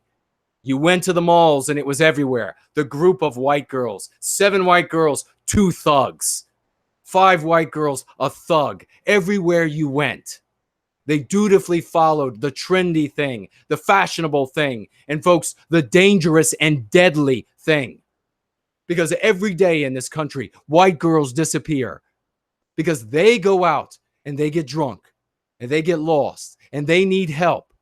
And then they see somebody who otherwise their mind should tell them, this is a dangerous person. This is someone you should stay away from. They speak with a thug accent and a thug tongue. They dress like a thug, but their whole lives they have learned that even though they speak with the tongue of a thug, even though they dress with the clothes and the attire and the accoutrements of a thug, they're really just kind people. They really just want to help you down deep in their hearts. They mean nothing but good to you. Their voices are in the soft, cuddly, helpful animals in the movies they watched as children. They were always telling jokes and laughing, and always oppressed by that white man who beat them with the whip, who beat them down. And then they go up to these men and they ask for help. How do I get from here to there? I'm too drunk now. I can't remember where I have to go. Can you help me? And they're never seen again, at least alive. Every day that happens in America. Every day. And across the West, how many lives are lost because of the kind of propaganda that people are taking in? That's the kind of mean pathogens that people are taking their little boys and little girls to secret life of pets and being infected by. That day, ladies and gentlemen, if you don't inoculate them, that may very well be the day that years later in their life, they end up in the trunk of a car. They end up brutally raped and murdered because of what they learned that day. Now do you see the importance? Now do you see how valuable this knowledge is? Don't let anyone tell you otherwise. And anyone who would say otherwise, or anyone who would mock this, immediately has revealed that they're anti-white, and you don't need to spend another moment listening to a thing they say. You better not spend another moment listening to a thing they say, ladies and gentlemen.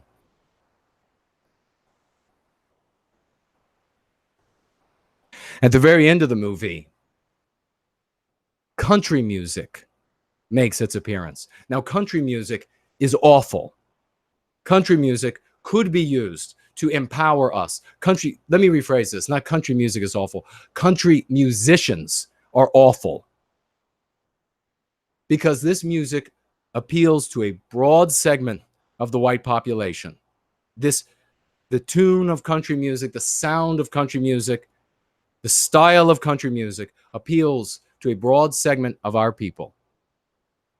But the country musicians, instead of producing tunes that will empower us, that will strengthen us, they produce tunes that eviscerate us. Every song, for God's sakes, about a man being nothing unless a woman takes care of him, or unless a woman is in his life to make his life whole. Every single song about losing a woman or doing everything he can to get back a woman is pathetic. And the musicians are pathetic. Their songs make you pathetic. If you listen to a song as a man and it puts the man in a submissive, servile state, you better turn that off, buddy, because that is gelding you by the second. They are taking the balls right off of you. You'll never be a man listening to something like that. This is why the folks that own these anti-whites, that own these labels, allow that music to reach the masses. You let the country music hero perform a song that will strengthen us, and folks, his song isn't going to see the light of day by any of the labels. He'll have to bring it to the masses over these networks, maybe over entropy. And I challenge you now, if you're a country music singer, you want to make it big, and you don't want to be anti-white, you don't want to eviscerate the men of our population, you want to make songs that strengthen us and that go a new direction. And let me tell you, this is the way to go for the future. This is where our population is going. You start making it right now on your own platform and selling it here. You reach out to me with a country song about no white guilt. Use some of my verbiage, as Syntheside did in his song. Contact me. We'll work together, and we'll work out the verbiage of mine that you can use, and you make that song that makes us proud and makes us heroic, and you will have a name worth remembering. All of these so-called stars of country music today, we are going to spit on them in the future. Not a single one will be remembered as anything more than a gelded cuck. We need songs for heroes. We don't need songs about men giving up their lives and being pathetic because some woman hasn't said that they're good enough. You know, women do not decide what a man is. You got that, men? I'm speaking to you men out there. No woman decides what a man is. No woman decides what a man is. We do. Don't you ever look to a woman again to decide what a man is. If you're confused, reach out to me. I'll make sure you know. I've never allowed a woman in my life to tell me what a man is. How could they possibly know? We need men. We need heroes. And we're not going to have it by having country music singers teach you that the woman hasn't said it's okay for you to behave this way. You have to write more love songs. You have to write, piss on that. You want to write a song about love? Write it to our people. Write it to the cause of our well-being. Because you know what? That will never change. That will make you a legend. You write a love song to a woman, and 2 months from now, she finds a new man, and you look like an imbecile. Good God.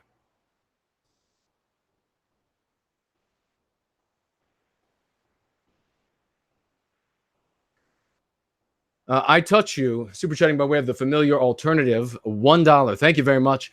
Please contact is that Vush and debate him. He's this new guy who's making waves for debating and owning not Nazis. Watch his video trashing the Red Ice guys. Please set up a debate with him and give him a spanking. Name your price, I'll pay it. You'll pay for him to... I'll speak to debate in 1 second, but I can assure you that I would leave this individual a quivering mess in a pool of his piss. Coconut 12 writing, no white guilt, you speak the truth. Great job. I hope you have a great evening and week. Thank you so much. Every day gets better. Every day is stronger. Let me see. Elaine Sabatino. The pop thoughts like Taylor Swift are so annoying too. Her latest hit piece against her own fan base is disgusting, globo homo at its most vulgar and obvious. Thank you very much for that. I don't know anything about that person. Thank you for sharing the info.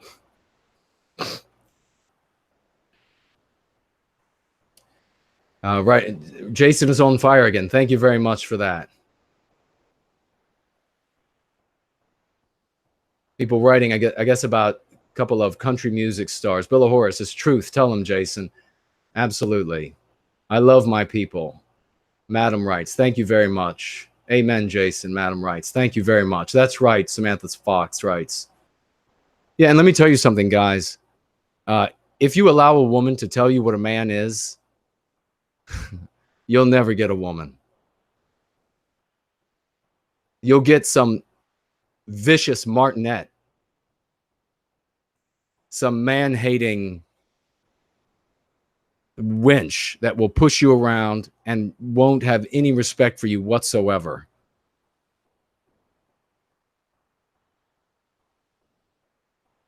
Gold medal 79. You are a wonderful person, Jason. Thank you very much. Okay, I touch you donating. Let's see over here on Entropy. I don't see any more. I wonder if Entropy is still working. No more super chats over on Entropy. And if I missed any on YouTube, folks, let me know. I don't think I have. To this subject of debating. So the first thing I'm going to say is a debate is in all of this blood sport debating. This was never debating. And then I'm going to finish up. I'll say this, and then I'm going to finish up with this movie that produced by criminals, produced by white hating criminals, anti-white to their core monsters. They know perfectly well what they are doing by making this garbage. Just as you would know if you made a movie to harm a non-white group of people and you produced it in their country, you would know very well what you're doing. Anti-whites know very well what they are doing when they make these things for our children. I want to do a tiny thought experiment, my friends. Let's just shift the countries. Let's shift the country on over to, say, Nicaragua or Israel or what other Cambodia. Let's go to a Southeast Asian country. And you produced this film where you taught their children that the dangerous looking and sounding people are really their friends, that they should go befriend them. You would know very well that you are going to cause rapes and murders, etc. Let's say that you produced a movie in their countries that disparaged the culture that they create. In Cambodia, the Cambodian culture created by that people. In Israel, the Jewish culture created by those people. If you created a movie that disparaged those cultures and put that movie in the theaters in their countries, you know very well and good that you would harm their people. And the anti-whites are just as aware of what they are doing to you and ours and our children. Make no mistake about that. So speaking of this debate, this whole blood sporting debate thing was nonsense. You cannot debate someone who has a different morality and a different objective. Does that make sense? You cannot talk someone out of the position of white well-being or of white people survive. It doesn't, the right of white people to live or survive. Does that make sense? It doesn't matter how good a person is at debating. It doesn't matter, or arguing. It doesn't matter how good a person is at debating, or it doesn't matter how good they are at arguing. It doesn't matter how great their verbal IQ. There is nothing they can say on planet Earth to invalidate our right to survive, to invalidate our right to well-being. There is nothing they can say. Does that make sense? You can take a white mute who fights and serves white well-being, and you can put him or her up against the most talented, the most shrill harridan, the most verbally high IQ harridan anti-white beast, and she can still not invalidate our right to exist, our right to well-being by way of argument with that mute. Does that make sense? None of these debates have made any sense whatsoever. You have people with different morality and different objectives. Do you know what a debate is? A debate is when I have the objective of white well-being and someone else has the objective of white well-being, and we both disagree on how to get there. So we come to each other, perhaps with an audience like you all, and I say, here are the merits of the way that I say that to achieve white well-being, and the other person says, here are the merits of the way that he or she thinks to achieve white well-being. I point out what I think is wrong with their position. They point out what they think is wrong with my position. And then mutually, if we're honest, and I'm always honest when it comes to this, if the other person has made a stronger argument, I adopt their position. I don't have, there's nothing about anything that I come up with that I would allow to get in the way of white well-being for a second. If something better comes along, it's adopted, period. So, but if the two people are intransigent and they're not going to be persuaded by each other, then perhaps there's an audience present and the audience can render their judgment on who presented the best case. If I get on with this person who's, I'd like to see, could somebody, could you, I touch you, could you please go to nowhiteguilt.org and email me the link to this person and this debate or this video that he made. I don't guess Red Ice debated anybody yet. I didn't hear about that. But if you could give me the link to that video that he made. I mean, maybe I'll make a video eviscerating. You said it was a he, right? Yes. Maybe I'll make a video eviscerating this fool. But the reality is that anyone who says that this person says he's owning not Nazis, by the way, that tells you all you need to know, that this is an anti-white bastard. This is not someone who's concerned with anyone's well-being. This is someone whose objective is to inflict harm on Western kind and Western civilization. He is using an anti-white slur to represent all things Western. You, as a white person, have become the living avatar of all he wants to destroy. And he is labeling you with this anti-white slur. Do you want to know how to defeat him? Do you want to know how? If he is, let's say his verbal IQ is through the roof. Let's say he's been arguing for years and studying for years how to debate. Do you know how you defeat him with only 20 seconds of training? You simply say to him, I reject every conclusion that arrives at an anti-white conclusion. Have a nice day. You just won the debate.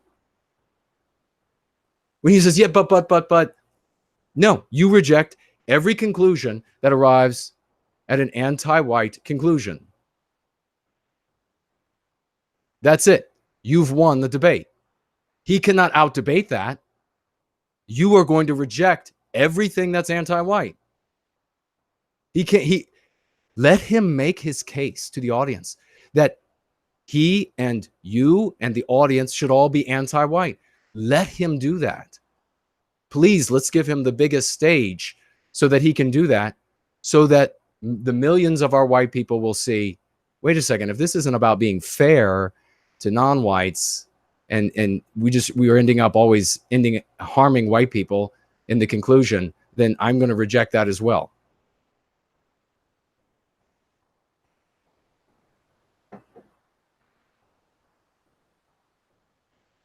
Mike Hawk says, just type his name in and it comes up.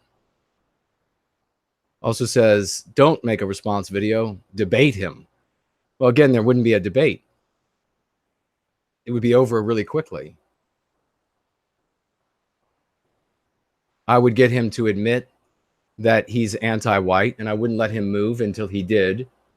And then all of his statements therefrom would be seen as coming from the mouth of a person who wants to inflict harm on Western kind and Western civilization. What more do you need to hear from such a person? But who knows? I mean, maybe I will entertain such a conversation in short, just so you all can see what it looks like when someone reveals, if you haven't in your life, if you haven't used these dialectics or lexicon in your life to see what it looks like when someone reveals that they're anti-white, maybe this would be the way to do it. Ryan Manley says the guy's a joke. I'm sure Ryan's right. All right, let's see what else is here. Or if there are any other questions, I will read the rest here and of the notes that I have.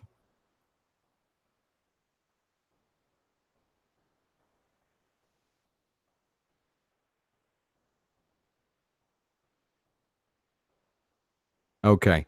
The last thing I just have in my notes here to say, I mean, is that's really valuable, as we're running out of time, is that we have all heard this now punch a Nazi thing, haven't we? The anti-whites have really been pushing this, that not only should, and this is what they say in their circles, of course, many of you know this, not only should people who are heretics, people who are not anti-white enough, not only should they be censored and have their tongues cut out and kicked off platforms and denied payment processors, and they'd like to take it a step further, denied access to many other things like government programs, denied even access to maybe the local grocery store, etc. Not only should they be denied all of that because they're heretical, because they're not anti-white enough, not only should they be denied all of that, but they should also be physically attacked. We've all heard that. How does this movie end, ladies and gentlemen? Spoiler alert, as if you didn't see it coming.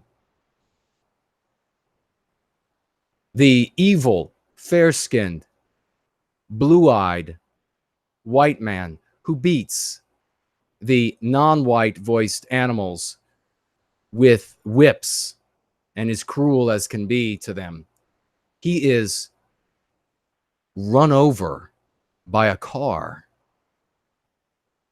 while the multiracial cast blasts triumphantly thug music.